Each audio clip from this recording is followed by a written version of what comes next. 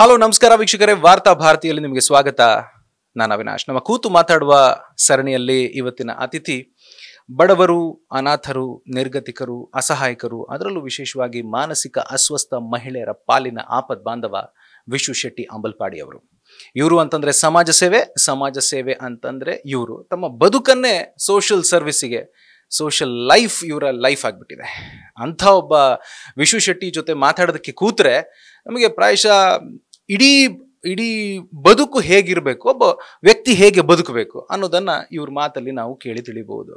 ನಾನಂತೂ ಕಳೆದ 10-11 ವರ್ಷಗಳಿಂದ ಇವ್ರನ್ನ ಫಾಲೋ ಮಾಡ್ತಾನೆ ಬಂದಿದ್ದೇನೆ. ಈ ವಿಡಿಯೋದ ಕೊನೆಯಲ್ಲಿ ನೀವು ಇವ್ರನ್ನ ಫಾಲೋ ಮಾಡೋದಕ್ಕೆ ಶುರು ಮಾಡ್ತೀರಾ. ಶೆಟ್ರೆ ನಮಸ್ಕಾರ. ನಮಸ್ತೆ ಸರ್. ನಮಸ್ತೆ. ಹೇಗಿದ್ದೀರಿ? ಸೌಖ್ಯ. ಯಾಕೆ ಸ್ವಲ್ಪ ದಣದಾಗ ಕಾಣ್ತಾ ಇದೆ? ಹಾಗೆಂದ್ರೆ ಈಗ ನಾವು ವರ್ಕ್ ಹಾಗೆ ಉಂಟು. ಇತ್ತೀಚೆಗೆ ನೀವೆಲ್ಲೂ ಸರಿಯಾಗಿ ಟಿವಿನಲ್ಲಿ, ಸೋಷಿಯಲ್ ಮೀಡಿಯಾದಲ್ಲಿ ಮತ್ತೆ ಪೇಪರ್ಲೆಲ್ಲ ಸ್ವಲ್ಪ ಕಾಣೋದಕ್ಕೆ ಸಿಗ್ಲೇ ಇಲ್ಲ ನಮಗೆ. ಅಲ್ಲ, ಕಾಣಲಿಲ್ಲ ಅಂತ ಅಲ್ಲ, ವರ್ಕ್ ಆಗ್ತಾ ಉಂಟು. ಒಂದು ಕಡೆಯಲ್ಲಿ ನನ್ನ ಹೊಟ್ಟೆಪಾಡಿನ ವರ್ಕ್ಶಾಪ್ ವರ್ಕ್, ಅದರ ಜೊತೆಗೆ ಸಾಮಾಜಿಕ ಕೆಲಸ, ಸಾಮಾಜಿಕ ಕೆಲಸದಲ್ಲಿ ಎಷ್ಟು ಮಾಡ್ಲಿಕ್ಕೆ ಆಗ್ತದೆ ಅಷ್ಟನ್ನು ಮಾಡ್ತಾ ಇದ್ದೇವೆ. ಮತ್ತೆ ಸಮಾಜದಲ್ಲಿ ಯಾಕಂದ್ರೆ ನಮ್ಗೆ ಎಷ್ಟು ನಾವು ಕೆಲಸ ಮಾಡ್ತಾ ಇದ್ರು ಸಹ ಒಂದಷ್ಟು ಸಪೋರ್ಟ್ ಮಾಡುವವರು ಒಂದಷ್ಟು ಜನ ಇದ್ರೆ, 100 ಜನ ಸಪೋರ್ಟ್ ಇದ್ರೆ, ಒಬ್ಬ ಸಪೋರ್ಟ್ ಮಾಡದೇ ಇದ್ರು ಕೂಡ ತೊಂದರೆ ಇಲ್ಲ. ಅವ ಮನಸ್ಸಿಗೆ ನೋವು ಮಾಡುವಂತ ಕೈಘಟನೆಗಳನ್ನು ಮಾಡಿದ್ರೆ ನಮ್ಮ 100 ಮೀಟರ್ ಸ್ಪೀಡಿನ ಓಟ ಉಂಟಲ್ಲ, 10 ಮೀಟರ್ ಸ್ಪೀಡ್ಗೆ ಬಂದು ನಿಲ್ತದೆ. ಹಾಗಾಗಿದೆ ನಿಮ್ಗೆ ಆ ಪರಿಸ್ಥಿತಿ ಎಷ್ಟೋ ಉಂಟು. ಬಟ್ ಅದನ್ನು ನಾವು ಪರಿಗಣನೆ ಮಾಡ್ಲಿಕ್ಕಿಲ್ಲ. ಆದ್ರೆ ನಮ್ಮ ವೇಗಕ್ಕೆ ಉಂಟಲ್ಲ, ಹಂಸ ಆಗಿದೆ.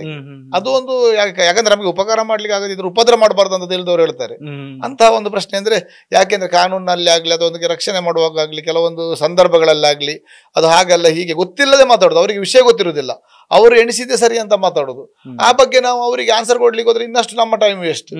ಹಾಗೆ ಅಂದ್ರೆ ನಾವು ಪ್ರಚಾರ ಮಾಧ್ಯಮದಲ್ಲಿ ಜಾಸ್ತಿ ಉಂಟ ಕಮ್ಮಿ ಉಂಟ ಪ್ರಶ್ನೆಗಿಂತಲೂ ಮತ್ತೆ ಜೊತೆಗೆ ನಮ್ದೊಂದು ವರ್ಷಾಪ್ನ ವರ್ಕ್ ಉಂಟು. ಅದರ ಹಿಂದೆ ಕೂಡ ಈಗ ಸ್ವಲ್ಪ ಸೀಸನ್ ವರ್ಕ್, ಅದರ ಹಿಂದೆ ಸ್ವಲ್ಪ ಇರ್ಬೇಕಾಗ್ತದೆ. ಮತ್ತೆ ಕಳೆದ 1.5 ವರ್ಷದಿಂದ ನನ್ನ ಅಕ್ಕನಿಗೆ ಒಂದು ಆಕ್ಸಿಡೆಂಟ್ ಆಗ್ಲಿಕ್ಕೆ ಹೋಗಿ ಕೆಲಸವನ್ನು ಎಲ್ಲವನ್ನು ಮಾಡಿದ್ದೇವೆ. ನಮಗೆ ಅದ ವಿಷಯವನ್ನು ಹಾಕುವಷ್ಟು ಪುರ್ಸೋದು ಇಲ್ಲ. ಹಾಗಾಗಿದೆ. ಯಾವುದೇ ಒಂದು ಗಮನಕ್ಕೆ ಬಂದ ನಮ್ಮ ಹತ್ರ ಆದ ಸಮಾಜ ಸೇವೆ ಅಂದ್ರೆ, ನಮ್ಮ ಗಮನಕ್ಕೆ ಬಂದ ಎಲ್ಲಾ ಸಮಾಜ ಸೇವೆಯನ್ನು ನಾವು ಮಾಡಿದ್ದೇವೆ ಅಂತ ಹೇಳಲಿಕ್ಕೆ ಆಗುದಿಲ್ಲ. ನಮ್ಮಲ್ಲಿ ಎಷ್ಟು ಕೆಲಸ ಮಾಡ್ಲಿಕ್ಕೆ ಆಗಿದೆ ಅದನ್ನು ಮಾಡಿದ್ದೇವೆ. ಯಾಕಂದ್ರೆ ಸ್ವಲ್ಪ ಸಮಯದ ಅವಕಾಶ ಇರದೇ ಇರುವುದರಿಂದ, ಅಕ್ಕನಿಗೆ ಆಕ್ಸಿಡೆಂಟ್ ಆದ್ರಿಂದ ಕೆಲವೊಂದು ತೊಂದರೆ ಬಂದಿರೋದ್ರಿಂದ ಒಂದಷ್ಟು ಸಾಮಾಜಿಕ ಜಾಲತಾಣದಲ್ಲಿ ಹಾಕ್ಲಿಕ್ಕೆ ಕೂಡ ಒಂದು ಅಡೆತಡೆ ಆಗಿದೆ. ಮಾನಸಿಕವಾಗಿ ಏನ್ ಕುಗ್ಗಿಲ್ಲ ತಾನೆ ನೀವು? ಖಂಡಿತ ಇಲ್ಲ. ಅದು ಮುಖ್ಯ. ಯಾಕೆಂತಂದ್ರೆ ನಿಮ್ಮಂತವ್ರು ಬೇಕು. ಖಂಡಿತ ನಿಮ್ಮಂತವ್ರು ಇಲ್ಲಿ ಸಮಾಜದಲ್ಲಿ ಇರೋದ್ರಿಂದಾನೇ ಏನೋ ಒಂದಿಷ್ಟು ವಿಷಯಗಳು ನೀಟಾಗಿ ಹೋಗ್ತಾ ಇದೆ ಅಂತ ಹೇಳ್ಬೇಕು ಶೆಟ್ರೆ. ಸತ್ಯ ಅಲ್ವಾ? ನನ್ಗೆ ಒಂದು 4-5 ವರ್ಷಗಳ ಹಿಂದೆ ಒಬ್ರು ಕೇಳಿದ್ರು, ವಿಶು ಶೆಟ್ರು ಸ್ವಲ್ಪ ಪ್ರಚಾರಕ್ಕೆಲ್ಲ ಮಾಡ್ತಾರೆ ಅಂತ. ಆಗ ಅವ್ರಿಗೆ ನೇರವಾಗಿ ಒಂದು ಮಾತು ಹೇಳಿದ್ದೆ, ಸರಿ ಅವ್ರು ಪ್ರಚಾರಕ್ಕೆ ಮಾಡ್ತಾರಂತಾನೆ ಇಟ್ಕೊಳ್ವಾ, ನೀವು ಮಾಡಿ, ಅವ್ರು ಮಾಡೋ ಕೆಲಸವನ್ನ ನೀವು ಮಾಡಿ, ನಿಮಗ್ ಅದಕ್ಕಿಂತ 4 ಪಟ್ಟು ಜಾಸ್ತಿ ನಾವು ಪೇಪರ್ನವ್ರು ನಿಮಗೆ ಕೊಡ್ತೇವೆ ಪ್ರಚಾರ ಅಂತ ಹೇಳಿದ್ರು. ಆದ್ರ ನಂತರ ಅವ್ರು ನನ್ನ ಹತ್ರ ಮಾತಾಡಿಲ್ಲ ಶೆಟ್ರೆ. ಅಲ್ಲ, ಅದೇ ನಾನು ಹೇಳಿದಲ್ಲ, ಇದೆಲ್ಲ ಕೆಲವೊಂದು ಪ್ರಶ್ನೆ ಬೇಕು. ನಮಗೆ ಪ್ರಚಾರ ಹೇಳುವಂಥದ್ದು ಪ್ರಶ್ನೆ ಇಲ್ಲ. ನಮ್ಮ ಉದ್ದೇಶ ಅಂದ್ರೆ ನಾವು ಮಾಡಿದ ಕೆಲಸ ಇನ್ನೊಬ್ಬರಿಗೆ ಮಾದರಿಯಾಗ್ಲಿ. ನಾವು ಕೂಡ ಹುಟ್ಟುತ್ತಾನೆ ನಾವು ಕಲ್ತ್ಕೊಂಡು ಬಂದಲ್ಲ, ಸಮಾಜದಲ್ಲಿ ತುಂಬಾ ಕಲ್ತಿದ್ದೇವೆ. ಎಷ್ಟೋ ಜನ ಒಳ್ಳೆ ಜನರು ಮಾಡುವ ಕೆಲಸವನ್ನು ನಾವು ಯಾಕೆ ಹಾಗೆ ಸಹ ಮಾಡಬಾರ್ದು? ನಮಗೊಂದು ಅವಕಾಶ ಉಂಟಲ್ಲ, ಆ ಅವಕಾಶವನ್ನು ಉಪಯೋಗ ಮಾಡುವ. ಸಿಕ್ಕಿದ ಅವಕಾಶದಲ್ಲಿ ಒಬ್ಬರಿಗೆ ಉಪಕಾರ ಮಾಡ್ಲಿಕ್ಕೆ ಅದ್ರ ಮಾಡುವಂತ ನಾವು ಕೂಡ ಸಮಾಜವನ್ನು ನೋಡಿ ಕಲ್ತಿದ್ದೇವೆ. ನಮ್ಮಿಂದ ಸಮಾಜ ಅಥವಾ ಯುವಕರು ಇನ್ನಷ್ಟು ಕಲೀಲಿ, ಹೀಗೆ ಮಾಡ್ಲಿಕ್ಕೆ ಆಗ್ತದೆ. ಕಾನೂನಿನಲ್ಲಿ ಕೂಡ ನಮ್ಗೆ ಅವಕಾಶ ಉಂಟು. ಎಷ್ಟೋ ಜನ ಹೇಳ್ತಾರೆ ಕೆಲವೊಂದು ಕೆಲಸಕ್ಕೆ ಹೋಗ್ಬಾರ್ದು, ನಾಳೆ ಪೊಲೀಸ್ ಬರ್ತದೆ, ಅದು ಬರ್ತದೆ, ಇದು ಬರ್ತದೆ, ಕೇಸ್ ಆಗ್ತದೆ ಅಂತ. ಈ ಒಳ್ಳೆ ಕೆಲಸ ಮಾಡೋದಕ್ಕೆ ಏನೂ ತೊಂದರೆ ಇಲ್ಲ. ಕಾನೂನಿನಲ್ಲಿ ನಮ್ಮ ಸಂವಿಧಾನ ಹೇಳುವಂಥದ್ದು ಮಾನವೀಯತೆ ಎಂಬುದೇ ಸಂವಿಧಾನ. ಕಾನೂನು ಇರುವುದು ನಮ್ಮ ಜನರಿಗಾಗಿ ಬಿಟ್ರೆ ಜನರು ಕಾನೂನಿಗಾಗಿ ಇರುವುದಲ್ಲ. ಜನರಿಗಾಗಿ ಕಾನೂನು ಇರಬೇಕಾದ್ರೆ ಜನರಿಗೆ ಏನು ಕಾನೂನು ಬೇಕು ಅದನ್ನೇ ಮಾಡಿರ್ತಾರೆ. ಇದನ್ನು ಕೆಲವರು ತಪ್ಪು ಮಾಹಿತಿ ನೀಡುವ ಮುಖಾಂತರ ಕೆಲವರನ್ನು ಕೆಲಸ ಮಾಡದ ಹಾಗೆ ಮಾಡ್ತಾರೆ. ಅವ್ರು ಹೇಗೂ ಮಾಡುವುದಿಲ್ಲ, ಮಾಡುವವರೆಗೂ ಬಿಡುವುದಿಲ್ಲ. ದಯಮಾಡಿ ನಾನು ಸಾರ್ವಜನಿಕರ ಹತ್ರ ವಿನಂತಿ ಮಾಡುವುದಂದ್ರೆ, ಗೊತ್ತಿಲ್ಲದಿದ್ರೆ ಕೇಳಿದ್ರೆ, ಯಾಕಂದ್ರೆ ನಾವು ಸಹ ಕೆಲಸ ವಿಷಯ ಗೊತ್ತಿರುವುದಿಲ್ಲ. ಹೊಸ ಕಾನೂನು ಬಂದ್ರೆ ಪೊಲೀಸ್ನವರ ಹತ್ರವ ಅಥವಾ ನ್ಯಾಯವಾದಿಗಳ ಹತ್ರವ ಅಥವಾ ಕೆಲವೊಂದು ಅಧಿಕಾರಿಗಳ ಹತ್ರ ನಾವು ಸಹ ಕೇಳ್ತೇವೆ. ಅದನ್ನು ಹೇಳಿ ಕೇಳದೆ ನೀವು ಎನಿಸಿದ್ದೆ ಸರಿ ಅಂತ, ಯಾರು ಹೇಳಿದ್ ಸರಿ ಅಂತ ಖಂಡಿತ ಹೇಳಬೇಡಿ. ಅದು ಬಹಳ ದೊಡ್ಡ ತಪ್ಪು. ನಾನು ಇದಕ್ಕೆ ಉದಾಹರಣೆ ಎಂಬಂತೆ ಒಂದು ಹೇಳ್ತೇನೆ. ಕೆಲವು ವರ್ಷಗಳ ಹಿಂದೆ, ಒಂದು 2-3 ವರ್ಷದ ಹಿಂದೆ, ರಾತ್ರಿ 1 ಗಂಟೆ ನನಗೆ ಆ ಟೈಮಲ್ಲಿ ಜ್ವರ, ಒಂದು ಫೋನ್ ಬಂತು, ಕರಾವಳಿ ಬೈಪಾಸ್ ಹತ್ರ ಒಬ್ರು ಆಕ್ಸಿಡೆಂಟ್ ಆಗಿ ಬಿದ್ದುಕೊಂಡಿದ್ದಾರೆ, ಒಂಚೂರು ಹಾಸ್ಪಿಟ್ಲಿಗೆ ಹಾಕಿ ಅಂತ. ನಾನು ಹೋದೆ. ನನಗೆ ನಿಜವಾಗಿ ಏನೂ ಕೂಡುದಿಲ್ಲ, ಕರ್ಕೊಂಡು ಬಂದು ಗೌರ್ಮೆಂಟ್ ಆಸ್ಪತ್ರೆಗೆ ಹಾಕಿದೆ. ಗೌರ್ಮೆಂಟ್ ಆಸ್ಪತ್ರೆಯಲ್ಲಿ ನಾನು ರೋಡ್ ಆಕ್ಸಿಡೆಂಟ್ ಅಂತ ಇಂಟಿಮೇಷನ್ ಸಹ ಕೊಟ್ಟಿದ್ದೇನೆ, ಪೊಲೀಸಿಗೆ ಇಂಟಿಮೇಷನ್ ಕೊಡಿ ಅಂತ. ಆ ಕರ್ಕೊಂಡು ಬಂದ ವ್ಯಕ್ತಿ ಮಾತನಾಡುವ ಪರಿಸ್ಥಿತಿಯಲ್ಲಿ ಇದ್ರು. ಅವ್ರೆಂತ ಹೇಳ್ತಾರೆ, ಓಕೆ ಡಾಕ್ಟರ್ ಕೇಳುವಾಗ ನನಗೆ ಆಕ್ಸಿಡೆಂಟ್ ಆಗ್ಲಿಲ್ಲ, ನಾನು ಕುಡ್ದು ಬಿದ್ದೆ ಅಂತ ಹೇಳ್ತಾರೆ. ನೋಡಿ ಅಲ್ಲಿ ಏನಾಗ್ತದೆ ಅಂದ್ರೆ ನನ್ನ ಸ್ಟೇಟ್ಮೆಂಟ್ ಮೇನ್ ಆಗುದಿಲ್ಲ, ಪೆಟ್ಟು ಬಿದ್ದ ವ್ಯಕ್ತಿ ಏನು ಸ್ಟೇಟ್ಮೆಂಟ್ ಕೊಡ್ತಾನೆ ಅದು ಮೇನ್ ಆಗ್ತದೆ. ನಾನು ಹೇಳಿದೆ ಇಲ್ಲ ಅವನಿಗೆ ಸರಿ ಕಟ್ಟಿಲ್ಲ ಸಿಸ್ಟರ್, ಆದ್ರೂ ಕೂಡ ಡಾಕ್ಟರ್ ಕೂಡ ಬಂದ್ರು, ಡ್ಯೂಟಿ ಡಾಕ್ಟರ್, ನೀವು RTA ಎಂಟ್ರಿ ಮಾಡಿ ಅಂತ ಹೇಳಿದೆ. ವಿಶ್ವೇಶ್ವರ ನಿಮ್ಮ ಸ್ಟೇಟ್ಮೆಂಟ್ ನಮಗೆ ಮುಖ್ಯ ಅಲ್ಲ, ಆಕ್ಸಿಡೆಂಟ್ ಆದವರ ಪರಿಸ್ಥಿತಿ ಅವರ ಸ್ಟೇಟ್ಮೆಂಟೇ ಮುಖ್ಯ, ಅವರು ಇಲ್ಲ ಅಂತ ಹೇಳ್ತಾ ಇದ್ದಾರೆ ಹೇಳಿದ್ರು. ಮತ್ತೆ ನಿಮಗೆ ಬಿಟ್ಟದಂತ ನಾನು ಎದ್ಕೊಂಡು ಹೋದೆ. ಅದೇನಾಯ್ತು, ನನ್ಗೆ 100% ಗೊತ್ತಿತ್ತು ಆ ವ್ಯಕ್ತಿ ಬೆಳಿಗ್ಗೆ ಆಗೋದ್ರೊಳಗೆ ತೀರಿ ಹೋಗ್ತಾನೆ ಅಂತ. ಅವ್ ಹೊರಗಡೆ ಇಲ್ಲದಿರ್ಬೋದು, ಯಾಕಂದ್ರೆ BP ಡೌನ್ ಇತ್ತು, ಇಂಟರ್ನಲ್ ಬ್ಲೀಡಿಂಗ್ ಉಂಟು ಅವನಿಗೆ. ಯಾಕಂದ್ರೆ ನಮ್ಮ ಅಲ್ಲಿ ಹಾಸ್ಪಿಟಲ್ ಅಲ್ಲಿ ಡಾಕ್ಟರ್ನವರು ಮತ್ತೆ ಸ್ಟಾಫ್ ಎಲ್ಲ ಒಳ್ಳೆದಿದ್ರು, ಕೆಲವು ಮೂಲಭೂತ ಸೌಕರ್ಯಗಳ ಕೊರತೆ ಉಂಟು. 100ಕ್ಕೆ 100 ನನ್ನ ಮನಸ್ಸು ಹೇಳ್ತಾ ಉಂಟು ಅವ ಬದುಕುವುದಿಲ್ಲ ಅಂತ, ಯಾಕಂದ್ರೆ BP ತುಂಬಾ ಡೌನ್ ಆಗ್ತಾ ಉಂಟು. ಯಾಕಂದ್ರೆ ನನ್ಗೆ ಅದು ಹಿಂದಿನ ಅನುಭವ. ಬೆಳಗ್ಗೆ 4 ಗಂಟೆಗೆ ತೀರಿ ಹೋದ ಕೂಡಲೇ ಕೂಡ ನಾನು ಪೊಲೀಸ್ ಸ್ಟೇಷನ್ಗೆ ಹೇಳಿದ್ದೇನೆ, ಟ್ರಾಫಿಕ್ ಸ್ಟೇಷನ್ಗೆ ಹೇಳಿದ್ದೇನೆ. ಟ್ರಾಫಿಕ್ ಸ್ಟೇಷನ್ ಅಲ್ಲಿ ಅವಾಗ ರೈಟರ್ ಸುಕುಮಾರ್ ಶೆಟ್ಟರ್ ಅಂತ ಇದ್ರು, ವಿವರವಾಗಿ ಯಾಕಂದ್ರೆ ನಾಳೆ ಅವನ ಹೆಂಡತಿ ಮಕ್ಕಳಿದ್ರೆ ಏನಾದ್ರು ಆಕ್ಸಿಡೆಂಟ್ ಅಂತ ಆದ್ರೆ ಏನಾದ್ರು ಸಿಗುದಾದ್ರೆ ಸಿಗ್ಲಿ ಅಂತ ಎಲ್ಲ ವಿಷಯವನ್ನ ಹೇಳಿದ್ದೇನೆ. ಆದ್ರೆ ಸ್ಟೇಟ್ಮೆಂಟ್ ಹೀಗೆ ಹೋಗಿದೆ, ಅವನ ಸ್ಟೇಟ್ಮೆಂಟ್. ಅದೇ ಅವರು ಆ ಸ್ಟೇಟ್ಮೆಂಟ್ ಪ್ರಕಾರವೇ ಅವರು UDR ಮಾಡಿದ್ರು. ಆವಾಗ ಸಾರ್ವಜನಿಕರಲ್ಲಿ 1-2-3 ಜನ ಹೇಳಿಬಿಟ್ರು, ವಿಶ್ವೇಶ್ವರ ಆಕ್ಸಿಡೆಂಟ್ ಆದವನನ್ನು ಕರ್ಕೊಂಡು ಹೋಗಿ ಆಕ್ಸಿಡೆಂಟ್ ಅಲ್ಲ ಅಂತ ಮಾಡಿದಾರ ಅಂತ. ನೋಡಿ, ಅವರಿಗೆ ಬಂದು ಸ್ಟೇಷನ್ ಅಲ್ಲಿ ಕೇಳ್ಬೋದಿತ್ತು, ಆಸ್ಪತ್ರೆಯಲ್ಲಿ ಕೇಳ್ಬೋದಿತ್ತು, ರೆಕಾರ್ಡ್ ಆದ ವ್ಯವಸ್ಥೆ ಉಂಟು. ನಾನು ಸ್ಟೇಷನ್ಗೆ ವಿಷಯವನ್ನು ಹೇಳಿದ್ದೇನೆ, ಅಷ್ಟೆಲ್ಲ ಹೇಳಿದ್ರು. ಅವರು ಅನಾವಶ್ಯಕವಾಗಿ ಅದನ್ನು ಸ್ಪ್ರೆಡ್ ಮಾಡಿಬಿಟ್ರು. ನೋಡಿ, ಯಾವ ದಿವಸ ನನಗೆ ಒಂದು 5-6 ಫೋನ್ ಬಂತು, ನನ್ಗೆ ತುಂಬಾ ಟೆನ್ಷನ್ ಆಯ್ತು. ಯಾಕೆ ಹೀಗೆ ಹೇಳ್ತಾರೆ, ಅದು ಕೂಡ ನಮ್ಮವರೇ, ಯಾಕೆ ಈ ಸುಳ್ಳು ಪ್ರಚಾರ ಮಾಡ್ತಾರೆ? ನಾನು ಸ್ಟೇಷನ್ಗೆ ಹೇಳಿದ್ದೇನೆ, ಇವತ್ತಿಗೂ ಅವರು ಸುಕುಮಾರ್ ಶೆಟ್ಟಿ ಇದ್ದಾರೆ, ನಾನು ಫೋನ್ ಮಾಡಿ ಹೇಳಿದ್ದೇನೆ ಅವರಿಗೆ ಟ್ರಾಫಿಕ್ ಸ್ಟೇಷನ್ಗೆ. ಮತ್ತೆ ಕಡೆಗೆ ನಾನೇ ಪುನಃ ಅಲ್ಲಿ ಹೇಳಿ, ನೋಡಿ ಹೀಗೀಗೆ ಆಗಿದೆ ಅಂತ ಹೇಳಿ ಕಡೆಗೆ ಆಕ್ಸಿಡೆಂಟ್ ಅಂತ ಮಾಡಿ ಎಲ್ಲ ವ್ಯವಸ್ಥೆ ಮಾಡಿ ಕೊಟ್ಟಿತ್ತು. ಯಾಕಂದ್ರೆ ಪಾಪ ಅವನ ಹೆಂಡತಿ ಮಕ್ಕಳಿಗೆ ಏನಾದ್ರು ಸಿಗುದವ್ರು ಸಿಗ್ಲಿ. ಬಟ್ ಅಲ್ಲಿ ನಮ್ಮ ಸ್ಟೇಟ್ಮೆಂಟ್ ಮುಖ್ಯ ಅಲ್ಲ, ಅವನ ಸ್ಟೇಟ್ಮೆಂಟ್. ಡಾಕ್ಟರ್ ಇದ್ದಾರೆ, ಡ್ಯೂಟಿಯಲ್ಲಿದ್ದ ಸಿಸ್ಟರ್ ಇದ್ದಾರೆ, ನನಗೆ ಜ್ವರದಲ್ಲಿ ಬಂದು ಹಾಕಿ ಹೋದವ. ನಿಜ, ಇಂತಹ ತಪ್ಪು ಒಬ್ಬರಿಗೆ ಅನುಭವ ಆದ್ರೆ ಏನ್ ಮಾಡ್ತಾರೆ ಕೆಲವರು, ಮುಂದೆ ಯಾವ ಕೆಲಸವೂ ಮಾಡ್ಲಿಕ್ಕೆ ಹೋಗುದಿಲ್ಲ. ನಮ್ಗೆ ಅನುಭವ ಆಗಿದೆ, ಏನೇ ಹೇಳಿ ನಮ್ಮಿಂದ ಆದದ್ದು. ನನಗೆ 50 ವರ್ಷ ಆಯ್ತು, ನಮ್ಮಿಂದ ಎಷ್ಟು ಕೆಲಸ ಮಾಡ್ಲಿಕ್ಕೆ ಅದನ್ನು ನಾವು ಮಾಡಿಯೇ ಮಾಡ್ತೇವೆ. ನಮ್ಮಿಂದ ಎಷ್ಟು ಸಾಧ್ಯ ಉಂಟು, ನನಗೆ ಟಾರ್ಗೆಟ್ ಇಲ್ಲ ಇಂತಿಷ್ಟೇ ಮಾಡ್ತೇನೆ ಅಂತ, ಆದ್ರೆ ಎಷ್ಟು ಮಾಡ್ಲಿಕ್ಕೆ ಸಾಧ್ಯ ಉಂಟು ಅಷ್ಟನ್ನು ಮಾಡ್ತೇನೆ. ಯಾಕಂದ್ರೆ ಕೆಲವರು ಪ್ರಥಮತವಾಗಿ ಕೆಲಸ ಮಾಡುವಾಗ ಇಂಥ ಒಂದು ಕಹಿ ಅನುಭವ ಆದ್ರೆ ಅವ್ರು ಅಲ್ಲಿಗೆ ಬಿಟ್ಟು ಬಿಡ್ತಾರೆ, ನಮ್ಗೆ ಅವಸ್ಥೆ ಬೇಡ ಅಂತ. 35 ವರ್ಷ ಆಯ್ತು ನೀವೀಗ ಫೀಲ್ಡಿಗೆ ಬಂದು, ಸರಿ? 35-37 ವರ್ಷ ಆಯ್ತು. 35 ಅಂತಾನೆ ಇಟ್ಕೊಳ್ಳಿ. ಹೌದು. ಆವತ್ತು ಕಾಳಿಂಗ್ ನೌಡ್ರನ್ನ ನಿಮ್ಮ ಮನೆ ಎದುರುಗಡೆನೆ ಮೋಸ್ಟ್ಲಿ ಅವರಿಗೆ ಜೋರಾಗಿ ಬಂದಂತ ಅವ್ರ ಬೈಕಲ್ಲಿ ಬರ್ತಾ ಇರ್ತಾರೆ, ಒಂದು ಟ್ರಕ್ಗೆ ಅವ್ರು ಹೋಗಿ ಹೊಡಿತಾರೆ, ಅದು ಏನೋ ಒಂದು ಆಕ್ಸಿಡೆಂಟ್ ಆಗುತ್ತೆ. ನೀವು ಅವ್ರನ್ನ ಕರ್ಕೊಂಡು ಹೋಗಿ ಆಸ್ಪತ್ರೆಗೆ ಸೇರಿಸ್ತೀರಾ. ಮಾರನೇ ದಿನ ನೀವು ಪೇಪರ್ ಅಲ್ಲಿ ನೋಡ್ತೀರಾ ಕಾಳಿಂಗ ನೌಡ್ರ ಅಂತ, ಮಾರನೇ ದಿನ ನಿಮ್ಗೆ ಗೊತ್ತಾಗುತ್ತೆ. ಇದೇ ನಿಮ್ದು ಮೊದಲ ಸಮಾಜ ಸೇವೆನಾ ಅಥವಾ ಅದಕ್ಕಿಂತ ಮುಂಚೆ ಯಾವತ್ತಾದ್ರೂ ಆಗಿತ್ತು? ನಾನು 6ನೇ ಕ್ಲಾಸಿನಿಂದ ಮೊದಲು 6ನೇ ಕ್ಲಾಸ್ ನಲ್ಲಿ ಇರುವಾಗ ನಾನು ಒಬ್ಬ ವ್ಯಕ್ತಿಯನ್ನು ಶಾಲೆ ಬಿಟ್ಟು ಬರುವಾಗ ಹಾಕುವ ಮುಖಾಂತರ ಸ್ಟಾರ್ಟ್ ಆದದ್ದು. ಮತ್ತೆ ಸಮಾಜ ಸೇವೆ ಅಂದ್ರೆ ನಮ್ಗೆ ಅಂದ್ರೆ ಈಗ ಯಾರು ಕಷ್ಟದಲ್ಲಿರುವಾಗ ಅಥವಾ ಯಾರಾದ್ರೂ ತೊಂದರೆಯಲ್ಲಿರುವಾಗ ಏನಾದ್ರೂ ಒಂದು ಮಾಡುವ, ಯಾರ ಮನೆಯಲ್ಲಿ ಯಾರೋ ಸತ್ತರೆ ಅವ್ರ ಮನೆಗೆ ಹೋಗುದು, ಏನಾದ್ರೂ ಉಪಕಾರ ಮಾಡ್ಲಿಕ್ಕೆ ಇದ್ರೆ ಮಾಡುವ. ಸಣ್ಣ ಮನೆ ಇರುವಾಗ ಸಹ ಅಂಗಡಿಯಿಂದ ಸಾಮಾನು ತಗೊಂಡು ಬರುವ ಹೊತ್ತಿಗೆ ಆ ಸಾಮಾನಲ್ಲಿ ಒಂದು 4 kg ಅಕ್ಕಿ ತಗೊಂಡು ಬಂದ್ರೆ ಒಂದು ಸಿದ್ಧ ಅಕ್ಕಿ ಯಾರಿಗಾದ್ರು ಕೊಟ್ಟು ಬರುವಂತದ್ದು. ನಾವೇ ಕ್ರೇಟ್ ಕಡ ತಗೊಂಡು ಬರೋದು ಅವಾಗ ಅಂಗಡಿಯಲ್ಲಿ. ಅದು ನನಗೆ ಬೈ ಬರ್ತಲ್ಲಿ ಬಂದದ್ದು. ಯಾಕಂದ್ರೆ ಅದರಲ್ಲಿ ನನ್ಗೆ ಏನೋ ಒಂದು ಖುಷಿ ಸಿಕ್ತಿತ್ತು. ಈಗ ಕಾಳಿಂಗ ನೌಡ್ರು ಕೂಡ ಅವತ್ತು ನಾವು ಏನೇ ಆಗ್ಲಿ ಕಾಳಿಂಗನೌಡ್ರಿಗೆ ಆ ಟೈಮಲ್ಲಿ ನಾವು ಒಂಚೂರು ಅವ್ರಿಗೆ ಬಾಯಿಗೆ ನೀರು ಬಿಟ್ಟಿದ್ದೇವೆ.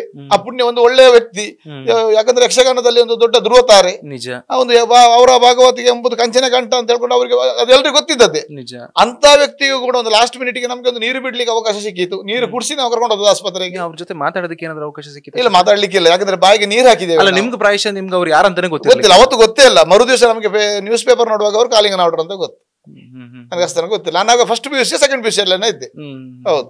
ಬಟ್ ಆ ಸಮಾಜ ಸೇವೆ ಹೇಳುವಂಥದ್ದು ಆಕ್ಸಿಡೆಂಟ್ ಇರ್ಬೋದು, ನೊಂದವರು ಇರ್ಬೋದು, ಅನಾರೋಗ್ಯದಲ್ಲಿ ಬಿದ್ದವರು ಇರ್ಬೋದು, ಅಥವಾ ಯಾವುದೋ ಒಂದು ದುರಂತದ ಕಾಯಿಲೆಗೆ ಬಿದ್ದವರು ಇರ್ಬೋದು, ಸಮಾಜದಿಂದ ನಿರ್ಲಕ್ಷ್ಯ ಪಟ್ಟವರು ಇರ್ಬೋದು, ಕುಟುಂಬದಿಂದ ನಿರ್ಲಕ್ಷ್ಯ ಪಟ್ಟವರು ಇರ್ಬೋದು, ಮಕ್ಕಳಿಂದ ನಿರ್ಲಕ್ಷ್ಯ ಪಟ್ಟಿರ್ಬೋದು, ಬೇರೆ ಬೇರೆ ದುರಂತದಿಂದ ಬಿದ್ದಿರ್ಬೋದು. ಸಾಧಾರಣ ಒಂದು 20-22 ಸಾವಿರ ಜನರ ನನ್ನ ಅನುಭವದಲ್ಲಿ ನಾನು ಈವರೆಗೆ ಬೇರೆ ಬೇರೆ ಕಾರಣಗಳಿಂದ ರೆಸ್ಕ್ಯೂ ಮಾಡಿದ್ದೇನೆ.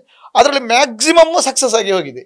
ಮ್ಯಾಕ್ಸಿಮಮ್ ಯಾಕಂದ್ರೆ ಒಂದು ಕೆಲಸ ಮಾಡುವಾಗ ಅಲ್ಲಿ ಯಶಸ್ಸು ಸಿಕ್ಕಿತಂತ ಆಗೋತಿ ನಮ್ಗೆ ಏನೋ ಒಂದು ಖುಷಿ ಸಿಗ್ತದೆ. ಎಲ್ರು ಒಂದೊಂದು ಖುಷಿಯಲ್ಲಿ ಸುಖದಲ್ಲಿ ಖುಷಿ ಪಡ್ತಾರೆ. ಒಬ್ಬರಿಗೆ ಒಂದು ಕಾರ್ನಲ್ಲಿ ಹೋಗೋತಿಗೆ ಒಂದು ಖುಷಿ ಇರ್ತದೆ, ಒಬ್ಬರಿಗೆ ಒಂದು ದೊಡ್ಡ ಮನೆಯಲ್ಲಿ ಖುಷಿ ಇರ್ತದೆ, ಒಬ್ಬರಿಗೆ ವಿಧ ತಿನ್ನುವುದರಲ್ಲಿ ಖುಷಿ ಇರ್ತದೆ. ಹಾಗೆ ನಮ್ಗೆ ಆ ಖುಷಿ ಯಾವಾಗ ನಮ್ಗೆ ಅದನ್ನು ಅನುಭವಿಸುವಾಗ ಗೊತ್ತಾಗುದು. ನಿಜ, ಈ ನಿಸ್ವಾರ್ಥ ಸಮಾಜ ಸೇವೆಯಲ್ಲಿ ಒಂದು ಖುಷಿ ಉಂಟಂತ ಅದರಲ್ಲಿ ಒಬ್ಬ ಅನುಭವಿಸಿ ಕರೆಕ್ಟ್ ಅವನಿಗೆ ರಿಸಲ್ಟ್ ಸಿಕ್ಕಿದ್ರೆ ಅವ ಇನ್ನೊಮ್ಮೆ ಆ ಖುಷಿಗಾಗಿ ಕಾಯ್ತಾ ಇರ್ತಾನೆ. ಯಾಕಂದ್ರೆ ಅದರಲ್ಲಿ ಒಂದು ವಿಶೇಷ ಅನುಭವ ಸುಖ ಉಂಟು. ನಂಗೆ ನೀನು ಹೇಳುವಾಗ ಒಂದು ಕೇಸ್ ನೆನಪಾಯ್ತು. ನಿಮ್ ಡಾಕ್ಯುಮೆಂಟ್ರಿ ಮಾಡ್ತಾ ಇರ್ಬೇಕಾದ್ರೆ ಅದು ನಮ್ಮ ಗಮನಕ್ಕೆ ಬಂದಿತ್ತು. ಅವಳು ಅಶ್ವಿನಿ ಅಂತ ಒಬ್ಳು ಹುಡುಗಿ ಇದ್ಲು. ಹೌದು, ಅವಳು ನಿಮ್ ಬಗ್ಗೆ ಒಂದು ಸ್ಟೇಟ್ಮೆಂಟ್ ಕೊಟ್ಟಿದ್ಲು. ಆ ಹುಡುಗಿ ಎಲ್ಲಿದ್ದಾಳೆ ಈಗ? ಈಗ ಫೈನಲ್ ಇಯರ್ ಜರ್ನಲಿಸಮ್ ಆಳ್ವಾಸ್ ಕಾಲೇಜಲ್ಲಿ ಕಲಿತಾ ಇದ್ದಾಳೆ. ಅವಳದೆಲ್ಲ ದೇಖ್ಭಾಲ್ ನೀವೇ ಮಾಡಿದ್ದು? ಅದೇ ದೇವರು ಮಾಡಿಸಿದ್ದು. ಅಂಬಲ್ಪಾಡಿಯ ತಾಯಿ. ನಾನಂದ್ರೆ ನಾನು ಏನು ಕೆಲಸ ಮಾಡಿದ್ರೆ ಅದು ನಾನು ಮಾಡಿದೆ ಅಂತ ಹೇಳುದಿಲ್ಲ. ಯಾಕಂದ್ರೆ ನಾವು ಎಲ್ಲವನ್ನು ಅಂಬಲ್ಪಾಡಿ ಅಮ್ಮನ ಪಾದಕ್ಕೆ ಇಟ್ಟಿದ್ದೇವೆ. ನಾವು ಪಾಪವ ಪುಣ್ಯವ ಏನೇ ಇರಲಿ, ಅವಳು ಕೊಟ್ಟ ಭಿಕ್ಷೆ ನಮ್ಮ ಹತ್ರ ಇರುವಂತ ಹಣ, ಆ ಹಣವನ್ನು ನಾವು ಸಮಾಜಕ್ಕೆ ಒಂದಿಷ್ಟು ಯೂಸ್ ಮಾಡೋದು ಅಂದ್ರೆ ಅಂಬಲ್ಪಾಡಿ ಅಮ್ಮನ ಹಣವನ್ನೇ ಯೂಸ್ ಮಾಡೋದು ಅಂತ. ಆ ತಾಯಿ ಮಗಳು ಅಸಹಾಯಕ ಸ್ಥಿತಿಯಲ್ಲಿ ಸಿಕ್ಕಿದ್ರು. ಪಾಪ ಬಹಳಷ್ಟು ಕಷ್ಟದಲ್ಲಿ ಇದ್ರು. ಆ ಸಮಯದಲ್ಲಿ ಅವರನ್ನು ನಾವು ಸಾಂತ್ವನ ಕೇಂದ್ರದ ಮುಖಾಂತರ, ಸಾಂತ್ವನ ಕೇಂದ್ರದಲ್ಲಿ ಪ್ರಮೀಳ ಮತ್ತೆ ಶಕಿಲ, ಯಾಕಂದ್ರೆ ಮಹಿಳೆಯರನ್ನು ನಾವು ನೇರವಾಗಿ ಹ್ಯಾಂಡಲ್ ಮಾಡುವಾಗಿಲ್ಲ, ಅವರ ಮುಖಾಂತರ ಅವಳಿಗೆ ಒಂದಷ್ಟು ಸಾಂತ್ವನವನ್ನು ಕೊಟ್ಟು ಒಂದು ವೈದ್ಯಕೀಯ ಚಿಕಿತ್ಸೆಯನ್ನು ಕೊಟ್ಟು, ಅವಳ ತಾಯಿಗೆ ವೈದ್ಯಕೀಯ ಚಿಕಿತ್ಸೆ ಕೊಟ್ಟು ಒಳ್ಳೆ ಹುಡುಗಿ ಅವಳು. ನಾನು ಸಾಧನೆ ಮಾಡಿಯೇ ಮಾಡ್ತೇನೆ ಅಂತ ಒಳ್ಳೆ ರೀತಿಯಲ್ಲಿ ಕಲ್ತಿದ್ದಾಳೆ. ಈಗ ಆಳ್ವಾಸ್ ಕಾಲೇಜಲ್ಲಿ ಜರ್ನಲಿಸಮ್ ಫೈನಲ್ ಇಯರ್ ನಲ್ಲಿ ಇದ್ದಾಳೆ. ಹೌದು, ನಮ್ಗೆ ಒಂದಷ್ಟು ಖರ್ಚಿದ ಪ್ರಶ್ನೆಗಿಂತಲೂ ಇಂತಹ ಒಂದು ಫಲಿತಾಂಶ ಸಿಗ್ತದಲ್ಲ ನೋಡಿ. ಎಷ್ಟೋ ಜನ ತಂದೆ ತಾಯಿಯವರು ತಮ್ಮ ಮಕ್ಕಳಿಗೆ ಕೋಟಿಗಟ್ಟಲೆ ಖರ್ಚು ಮಾಡ್ತಾರೆ, ಫಲಿತಾಂಶ ಸಿಗುದಿಲ್ಲ. ನಿಜ, ಕೋಟಿಗಟ್ಟಲೆ. ನಿಜ. ಚಿನ್ನದ ಬಟ್ಲಲ್ಲಿ ನೆಡ್ತಾರೆ, ಚಿನ್ನದ ಸ್ಪೂನ್ ಅಲ್ಲಿ ತಿನ್ನಿಸ್ತಾರೆ, ಅವರನ್ನು ಹಾಗೆ ಹೀಗೆಲ್ಲ ಸಾಕ್ತಾರೆ. ನಿಜ. ಇದು ನಾವು ಎಲ್ಲಿಯೋ ಒಂದಷ್ಟು ಆದ್ರೆ ಆಗ್ಲಿ ಅಂತ ನಮ್ಮಿಂದ ಅದ ಒಂದು ದೇವರ ಮೇಲೆ ಭಾರ ಹಾಕಿ ಸಹಾಯ ಮಾಡುದು, ಇದು ಇಷ್ಟು ದೊಡ್ಡ ರಿಸಲ್ಟ್ ಸಿಗ್ತದೆ. ಎಷ್ಟೋ ಜನ ಕೋಟಿಗಟ್ಟಲೆ ಖರ್ಚು ಮಾಡಿ ಕೂಡ ಏನೋ ಒಂದು ಡ್ರಗ್ಸ್ ಅಥವಾ ಇನ್ನೊಂದಕ್ಕೆ ತಪ್ಪು ಕೆಲಸಕ್ಕೆ ಯಾವ್ದಾವ್ದಕ್ಕೆ ಹೋಗಿ ತಪ್ಪು ಏನು ಅವರಿಗೆ ಮಕ್ಕಳಿಂದ ರಿಸಲ್ಟ್ ಸಿಗುದಿಲ್ಲ. ಎಷ್ಟೋ ಜನ ತಾಯಿ ಅಂದಿರಿ ನೋಡಿ, ಹಿಂದೆ ಒಂದು ಮಾತಿತ್ತು, ಮಕ್ಕಳಿಗೆ ತಂದೆ ತಾಯಿ ಬೇಡ ಆದೀತು, ಆದ್ರೆ ಹೆತ್ತ ತಾಯಿಗೆ ಎಂತ ಸ್ಥಿತಿಯಲ್ಲಿ ಇದ್ರು ಮಕ್ಕಳು ಬೇಡ ಅಂತ ಆಗುದಿಲ್ಲ ಅಂತ. ಅದೊಂದು ಗಾದೆ. ಯಾಕಂದ್ರೆ ವೇದ ಸುಳ್ಳಾದ್ರೂ ಗಾದೆ ಸುಳ್ಳಾಗುದಿಲ್ಲ ಹೇಳ್ತಾರೆ. ಆದ್ರೆ ಆ ಗಾದೆಯೂ ಈಗಿನ ಕಾಲದಲ್ಲಿ ಸುಳ್ಳಾಯ್ತು. ನನಗೆ ಇವತ್ತು ಕೆಲವು ಜನ ಮಾತಿಯವರು ಹೇಳಿದ್ರು, ವಿಶ್ವಶೆಟ್ರೆ ನನಗೆ ಯಾವ ಮಗ ಹುಟ್ಟದೇ ಇದ್ರೆ ಒಳ್ಳೇದಿತ್ತು, ನಾನು ಬಂಜೆಯಾಗಿದ್ರು ತೊಂದರೆ ಇಲ್ಲ. ಇತ್ತೀಚೆಗೆ ಒಂದು ಮಹಿಳೆ ಹೇಳ್ತಾರೆ, ವಿಶ್ವಶೆಟ್ರೆ ನನ್ನ ಎಂತೆಂತ ಜನ ತೀರಿ ಹೋದ್ರು ಅಂತ, ಪುನೀತ್ ರಾಜ್ಕುಮಾರ್ ಎಲ್ಲ ತೀರಿ ಹೋದ್ರು, ಅದರ ಬದಲು ನನ್ನ ಮಗ ಬೋಳಿ ಮಗ ಒಂದು ಸುತ್ತ ಹೋಗ್ತಿದ್ರೆ ನಾನು ಖುಷಿ ಪಡ್ತಿದ್ದೆ ಮಾರ್ರೆ. ಇವ ದೇಶಕ್ಕೆ ಸಮಾಜಕ್ಕೆಲ್ಲ ಒಂದು ಆಗಂತಕ, ನಮ್ಗೆ ನೆಮ್ಮದಿಯಲ್ಲಿ 2 ಊಟ ಮಾಡ್ಲಿಕ್ಕೆ ಬಿಡುದಿಲ್ಲ ನೋಡಿ. ಹೆತ್ತ ತಾಯಿಗೂ ಮಗ ಬೇಡ ಅಂತ ಆಗುವಂತ ಪರಿಸ್ಥಿತಿ ಬಂತಾದ್ರೆ ನಮ್ಮ ಸಮಾಜ ಎಷ್ಟು ಕೆಳಮಟ್ಟಕ್ಕೆ ಬಂದಿದೆ ಅಂತ ನೀವು ಲೆಕ್ಕ ಹಾಕಿ. ಗಾದೆ ಸುಳ್ಳಾಗುದಿಲ್ಲ ಅಂತ ನಮ್ಮ ಮೊದಲಿಂದ ಹೇಳ್ತಿದ್ರು, ಆದ್ರೆ ಆ ಗಾದೆ ಸುಳ್ಳಾಯ್ತಲ್ಲ. ಹೆತ್ತ ತಾಯಿಗೆ ಇವತ್ತು ಅಂದ್ರೆ ಮಗನ ಒಂದು ಕೆಟ್ಟ ಗುಣ ಆಗಿರ್ಬೋದು, ಗಲಾಟೆ ಇರ್ಬೋದು, ಅಥವಾ ಅವನ ಮಾಡೋ ನಡತೆ ಇರ್ಬೋದು, ತಾಯಿಗೂ ರೋಷಿ ಹೋಗಿ ನನ್ನ ಹತ್ರವೇ ಒಂದು 4-5 ಜನ ತಾಯಿ ಅಂದಿರು, ನನಗೆ ಆ ಮಗ ಸತ್ತು ಹೋದ್ರೆ ವಿಶ್ವಶೇಟರ್ ನಾವು ಒಮ್ಮೆಯೇ ಕೂಗಿ ಅದನ್ನು ಕೊನೆಗೊಳಿಸ್ತೇವೆ ಅಂತ ಹೇಳ್ತಾರೆ. ಆ ದೇವರು ಅವನಿಗೆ ಯಾಕೆ ಸಾವು ಕೊಡುವುದಿಲ್ಲ ಅಂತ ಹೇಳ್ತಾರೆ.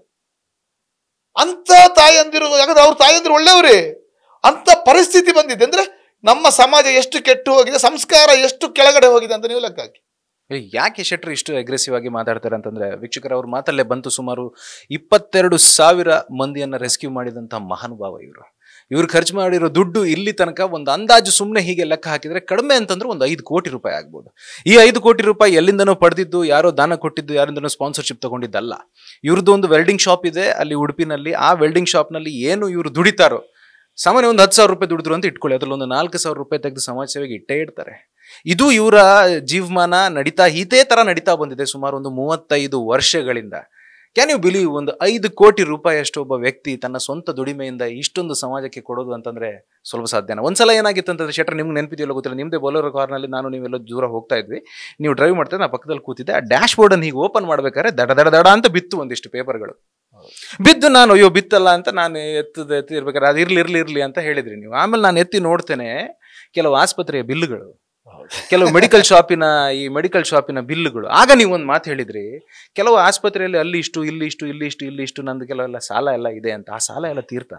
ಖಂಡಿತ. ಇವತ್ತಿಗೆ ನಾನೊಂದು ಬಾರಿ ಖುಷಿ ಅಂದ್ರೆ ಯಾವುದೇ ಸಾಲ ರಹಿತವಾಗಿ ಇವತ್ತಿದ್ದೇನೆ, ಸಾಲ ಇಲ್ಲ. ಈಗ ನನಗೊಂದು ಪೇಷಂಟ್ ಅನ್ನು ಹಾಸ್ಪಿಟಲ್ ಹಾಕಿದ್ರೆ ಒಂದು ವೇಳೆ ಒಂದು 10-15 ದಿವಸದಿಂದ ಡಿಸ್ಚಾರ್ಜ್ ಆಗೋದು ಒಂದು ಸ್ವಲ್ಪ ಕಟ್ಟಲಿಕ್ಕೆ ಬಾಕಿ ಇದ್ರು 10-15 ದಿವಸದೊಳಗೆ ಕಟ್ಟಿ ಬಿಡ್ತೇನೆ. ಬಟ್ ಇವತ್ತು ನಾನು ಯಾವುದೇ ಸಾಲ ಇಲ್ಲ. ಅದೊಂದು ಕಂಡು ನನ್ನ ವೈಯಕ್ತಿಕವಾಗಿಯೂ ಸಾಲ ಇಲ್ಲ, ಸಮಾಜ ಸೇವೆಗೆ ಮಾಡಿದ ಸಾಲ ಕೂಡ ಎಲ್ಲವನ್ನು 0 ಮಾಡಿ ಆಗಿದೆ. ಹೌದು, ಅಷ್ಟು ಶಕ್ತಿ ಬಂತಲ್ಲ ಅಷ್ಟು ಬಂದು. ಮತ್ತೆ ಅದರಲ್ಲಿ ಮತ್ತೆ ಒಂದು ಹೇಳ್ಬೇಕಾ ಸರ್, ಕಾಲ ಹೇಳುವಂಥದ್ದು ಉಂಟಲ್ಲ, ನಾವು ನಿಸ್ವಾರ್ಥವಾಗಿ ಮಾಡುವಾಗ ಅದಕ್ಕೆ ದೇವರು ಒಂದಲ್ಲ ಒಂದು ಕಡೆ ದಾರಿ ಕೊಡ್ತಾನೆ. ನಮ್ಗೇನು ಸಮಾಜ ಸೇವೆ ಮಾಡ್ಕೊಂಡು ರಾಜಕೀಯಕ್ಕೆ ಹೋಗ್ಬೇಕಂತ ಇಲ್ಲ, ಹೆಸರು ಬರ್ಬೇಕಂತ ಇಲ್ಲ. ನಾವು ಸಮಾಜ ಸೇವೆಯನ್ನು 4 ಜನರಿಗೆ ಗೊತ್ತಾಗ್ಬೇಕಂದ್ರೆ ಅದು ಮಾದರಿ ಆಗ್ಲಿ ಅಂತ. ಯಾಕೆ ಹೀಗೆ ಮಾಡ್ಲಿಕ್ಕೂ ಆಗ್ತದೆ. ಒಂದು ಅಸಹಾಯಕ ಮಹಿಳೆ, ನೊಂದ ಮಹಿಳೆ ಅಥವಾ ಒಂದು ಯುವತಿ ಮನೆ ಬಿಟ್ಟು ಬಂದು ಎಷ್ಟೋ ಎಷ್ಟೋ ಜನ ರಸ್ತೆಯಲ್ಲಿ ಸಿಗ್ತಿರ್ಬೇಕಾದ್ರೆ ಅವರನ್ನು ರೆಸ್ಕ್ಯೂ ಮಾಡ್ಲಿಕ್ಕೂ ನಮಗೆ ಕಾನೂನಿನಲ್ಲಿ ಅವಕಾಶ ಉಂಟು. ಅದನ್ನು ಇಂಥವರಿಗೆ ತಿಳಿಸಬಹುದು. ಇಂಥ ಒಂದು ಇಲಾಖೆ ಬರ್ತದೆ, ಅವರನ್ನು ಒಂದು ವೇಳೆ ಮನೆಯವರು ಸಿಗದಿದ್ರೆ ಇಂತಹ ಒಂದು ನಿಲಯಗಳಲ್ಲಿ ಇರ್ಬೋದಂತ ಮಾಹಿತಿಯನ್ನು ನಾವು ಕೊಡಬೇಕಾದ್ರೆ ರೆಸ್ಕ್ಯೂ ಮಾಡಿದನ್ನು ಕೊಟ್ರೆ ಮಾತ್ರ ನಮ್ಗೆ ಜನರಿಗೆ ಮಾಹಿತಿ ಗೊತ್ತಾಗುದು. ಆ ಮಾಹಿತಿಯಿಂದ ಇನ್ನೊಬ್ಬ ಯುವಕ ಉಂಟಲ್ಲ, ನಿನ್ನೆ ಪೆರಡೂರಿನಿಂದ ಒಂದು ಹುಡುಗ ಫೋನ್ ಮಾಡಿದ, ವಿಶ್ವಶೇಟರ್ ನಾನು ನಿಮ್ಮ ಒಂದು ಗ್ರೂಪ್ ನಲ್ಲಿ ಇದ್ದೇನೆ, ಎಲ್ಲ ನೋಡ್ತಾ ಇದ್ದೇನೆ, ನನ್ನ ಹತ್ರ ನಿಮ್ಮಷ್ಟು ಆಗದಿದ್ರು ಸಣ್ಣ ಸಣ್ಣ ಕೆಲವು ಕೆಲಸಗಳನ್ನು ನಾನು ಮಾಡಿದೆ ಹೇಳಿದ. ಅದಕ್ಕೆ ನಾನು ಹೇಳಿದೆ ಖಂಡಿತ ಮಾಡು ಮಾರೆ, ನಮ್ಗೆ ಅದರ ದೊಡ್ಡ ಬೆನಿಫಿಟ್. ಜೊತೆಗೆ ಉಂಟಲ್ಲ ಮುಂದಿನ ದಿವಸ ನಿನ್ಗೆ ಸಮಸ್ಯೆ ಆದ್ರೆ ಹೇಳು, ನಾವು ಒಟ್ಟಿಗೆ ಮಾಡುವ, ಎಲ್ಲವನ್ನು ಮಾಡ್ತೇವೆ ಅಂತ ನೀನು ನೆನ್ಸ್ಕೊಳ್ಬೇಡ. ಈಗ ನನ್ಗೆ ಕೂಡ 10 ಫೋನ್ ಬಂದ್ರೆ ಎರಡು ಕೆಲಸ ಮಾಡಬಹುದು, 8 ಮಾಡ್ಲಿಕ್ಕೆ ಆಗುದಿಲ್ಲ. ನಮ್ಮ ಹತ್ರ ಆದಷ್ಟು ಮಾಡುದು, ಮತ್ತೆ ಆದಷ್ಟು ನಮ್ಮ ಅಧಿಕಾರಿಗಳ ಗಮನಕ್ಕೆ ತಂದು ಕೊಡುದು. ಅದು ಯಾರಿಗೆ ಸಂಬಂಧ, ಅವ್ರು ಮಾಡ್ತಾರ ಬಿಡ್ತಾರ ಅವರಿಗೆ ಬಿಟ್ಟದ್ದು. ಅವರು ಸರ್ಕಾರದಿಂದ ಲಕ್ಷಗಟ್ಟಲೆ ಸಂಬಳ ಪಡಿತಾರೆ, ಅದಕ್ಕಾಗಿಯೇ ಇರ್ತಾರೆ. ಅವರಿಗೆ ಸರಿಯಾಗಿ ಅವರಿಗೆ ವಿಷಯವನ್ನು ಹೇಳುದು, ಮಾಡದಿದ್ರೆ ಅವರ ಕರ್ಮ, ದೇಶದ್ರೋಹ, ಸಮಾಜ ದ್ರೋಹ ಅವರು. ಯಾಕಂದ್ರೆ ಮೊನ್ನೆ ಒಬ್ರು ನಿವೃತ್ತರಾದವರು ಒಬ್ರು ಹೇಳ್ತಾರೆ, ನಾನು ನಿವೃತ್ತರಾದ ಆದ್ರೂ ನನ್ನ ಹತ್ರ ಮಾಡುವಷ್ಟು ಕೆಲಸ ಮಾಡ್ಕೊಳ್ಳಿಕ್ಕೆ ಆಗ್ಲಿಲ್ಲ, ಬೇಕಾದಷ್ಟು ಕೆಲಸ ಮಾಡ್ಲಿಕ್ಕೆ ಉಂಟು. ಅದು ತಪ್ಪು ಅವ್ರು ಹೇಳುದು. ಅವರು ಇದು ಡ್ಯೂಟಿಯಲ್ಲಿ ವೃತ್ತಿ ಮಾಡ್ಲೇ ಇಲ್ಲ, ನಾನೇ ಎಷ್ಟೋ ಕೆಲಸ ಕೇಸ್ಕೊಟ್ಟಿದ್ದೇನೆ, ಮಾಡ್ಲಿಲ್ಲ. ಡ್ಯೂಟಿ ಆದ ಮೇಲೆ ಅವ್ರು ಏನ್ ಹೇಳುದು, ಅದು ಸರಿಯಲ್ಲ. ಅದೇ ಮೊನ್ನೆ ಒಬ್ರು ಶಿಕ್ಷಕಿ ಒಬ್ರು ಹೇಳಿದ್ರು, ನೋಡಿ ವಿಶ್ವಶೇಟ್ರೆ, ನಾನು ಶಾಲೆಯಲ್ಲಿ ಕಲಿಸ್ತಿರ್ಬೇಕಾದ್ರೆ ನನಗೆ ಸರ್ಕಾರ ಬೇಕಾದಷ್ಟು ಸಂಬಳ ಕೊಟ್ಟಿದೆ, ಸರಿ, ನಾನು ಒಳ್ಳೆ ರೀತಿಯಲ್ಲಿ ಡ್ಯೂಟಿ ಮಾಡಿದ್ದೇನೆ. ಈಗ ನಿವೃತ್ತರಾದ ಮೇಲೆ ಅದಕ್ಕಿಂತ ಜಾಸ್ತಿ ಸಂಬಳ ಕೊಡ್ತಾ ಇದ್ದಾರೆ. ಹಾಗಾಗಿ ನನ್ನಿಂದ ಆದಷ್ಟು ಯಾರಿಗಾದ್ರೂ ಒಂದು ಪಾಪದವರಿಗೆ, ಅಸಹಾಯಕರಿಗೆ, ನೊಂದವರಿಗೆ ನನ್ನಿಂದ ಆದಷ್ಟು ಕೊಡ್ತೇನೆ. ಮೊನ್ನೆ ನನ್ನ ಪೇಷಂಟ್ ಒಬ್ಬರಿಗೆ ಅವ್ರು 50,000 ರೂಪಾಯಿ ಕೊಡ್ತೇನೆ ಹೇಳಿದ್ರು, ಕಟ್ಟಿದ್ದಾರೆ. ಅದು ಅವರು ಮಾದರಿ. ಈಗ ನಾನು ಕೇಳ್ಪಟ್ಟಿದ್ದೇನೆ, ನೀವು ಕೆಲವರೆಲ್ಲ ಬಂದು ಹಣ ಕೊಡ್ತೇವೆ ನಿಮ್ಗೆ ಅಂದ್ರೆ ತುಂಬಾ ಜನ ಏನ್ ಹೇಳ್ತಾರೆ ಅಂತಂದ್ರೆ, ಶೆಟ್ರ್ ಮಾಡುವಂತ ಕೆಲಸ ನಮ್ಗೆ ಯಾರ ಮಾಡೋದಕ್ಕೆ ಸಾಧ್ಯ ಇಲ್ಲ, ನಮ್ಗೆ ಯಾರು ಸಂಬಳ ಕೊಟ್ಟರು ನಮ್ಗೆ ಮಾಡ್ಲಿಕ್ಕೆ ಸಾಧ್ಯ ಇಲ್ಲ, ಲಕ್ಷಗಟ್ಟಲೆ ಸಂಬಳ ಕೊಟ್ಟರು ನೀವು ಮಾಡೋ ಕೆಲಸ ನಮ್ಮ ಹತ್ರ ಮಾಡ್ಲಿಕ್ಕೆ ಸಾಧ್ಯ ಇಲ್ಲ. ಆದ್ರೆ ಅವ್ರಿಗೆ ನಾವು ಹೆಲ್ಪ್ ಮಾಡ್ಬೇಕು, ಅವ್ರಿಗೆ ನಾವು ದುಡ್ಡು ಕೊಟ್ರೆ ಅವ್ರು ತಗೊಳ್ಳೋದೇ ಇಲ್ಲ ಅಂತ. ತಾನಂದ್ರೆ ಹಣವನ್ನು ನಾನು ಖಂಡಿತ ತಗೊಳ್ಳೋದಿಲ್ಲ, ಆದ್ರೆ ಫೋನ್ ಮಾಡಿ ಇಂಥವರಿಗೆ ತಗೊಂಡೋಗಿ ಕೊಡಿ, ಅಥವಾ ನೊಂದವರು ಯಾರಿದ್ದಾರೆ, ಕಷ್ಟದಲ್ಲಿದ್ದವ್ರು ಯಾರಿದ್ದಾರೆ, ಎಜುಕೇಶನ್ಗೆ ಕಷ್ಟದವ್ರು ಯಾರಿದ್ದಾರೆ, ಯಾರಿಗೆ ಆಸ್ಪತ್ರೆಯಲ್ಲಿ ಬಿಲ್ ಕಟ್ಟಲಿಕ್ಕೆ ಬಾಕಿ ಉಂಟು, ಯಾರಿಗೆ ಊಟಕ್ಕೆ ಅನ್ನ ಇಲ್ಲ, ಯಾರಿಗೆ ಮನೆಯಲ್ಲಿ ಮಲಗಲಿಕ್ಕೆ ಒಂದು ಅನಾರೋಗ್ಯದವರಿಗೆ ವೀಲ್ ಚೇರ್ ಇಲ್ಲ, ಅಥವಾ ವಾಟರ್ ಬೆಡ್ ಇಲ್ಲ, ಅಂತವರಿಗೆ ನೀವೇ ನೇರವಾಗಿ ಕೊಡಿ. ಅವಾಗ ಅವರಿಗೊಂದು ಖುಷಿ ಆಗ್ತದೆ.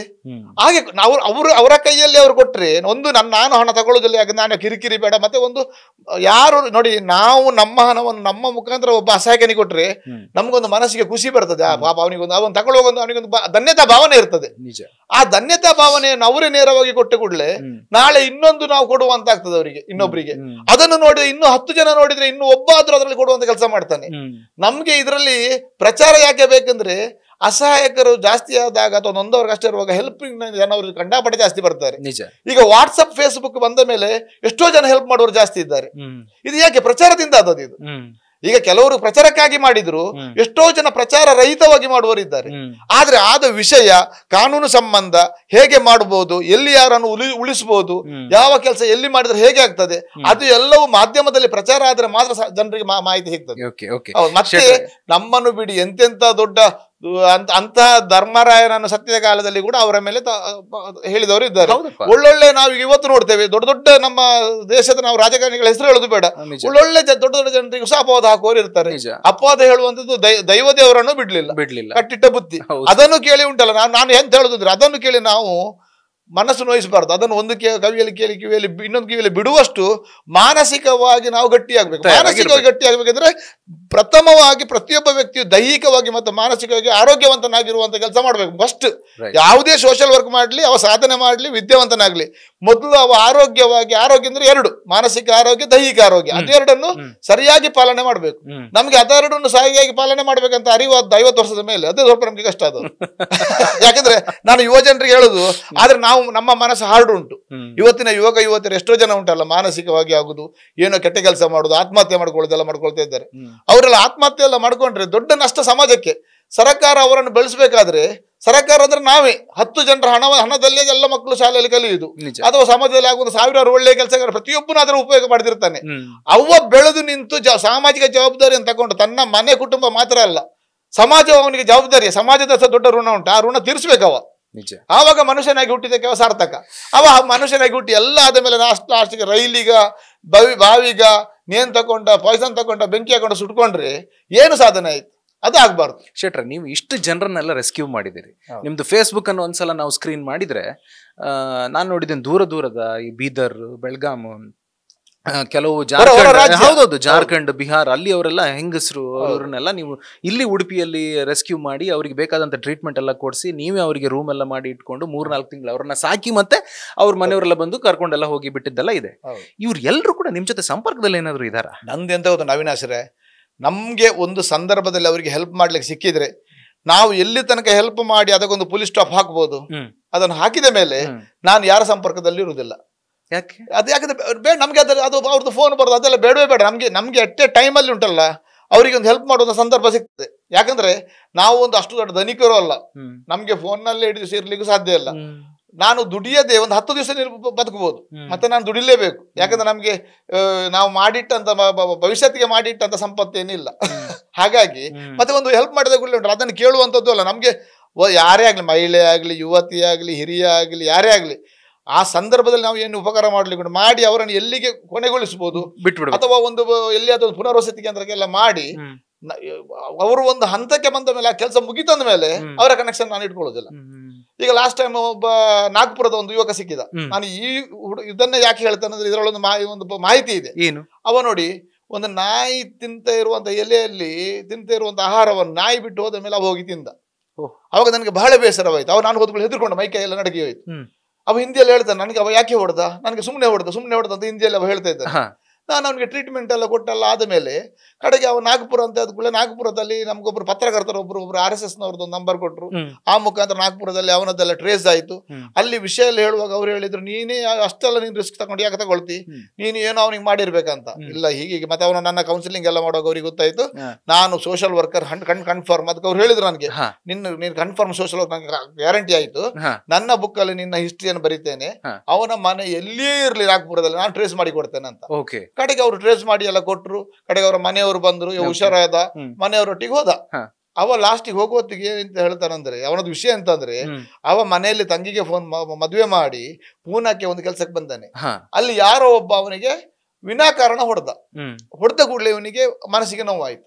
ನಾನು ಯಾವ ತಪ್ಪು ಮಾಡಿದೆ, ನನಗೆ ಹೊಡೆದಲ್ಲ ಅಂತ ಹೇಳ್ಕೊಂಡು ಅದರಲ್ಲಿ ಅವ ಮೆಂಟಲ್ ಆದ. 12 ವರ್ಷ ಇಡೀ ಇಂಡಿಯಾವನ್ನು ಸುತ್ತಿದ ನಡ್ಕೊಂಡೆ. ಅದು 12 ವರ್ಷದಿಂದ ಅವನ ಸಿಗ್ಲಿಲ್ಲ.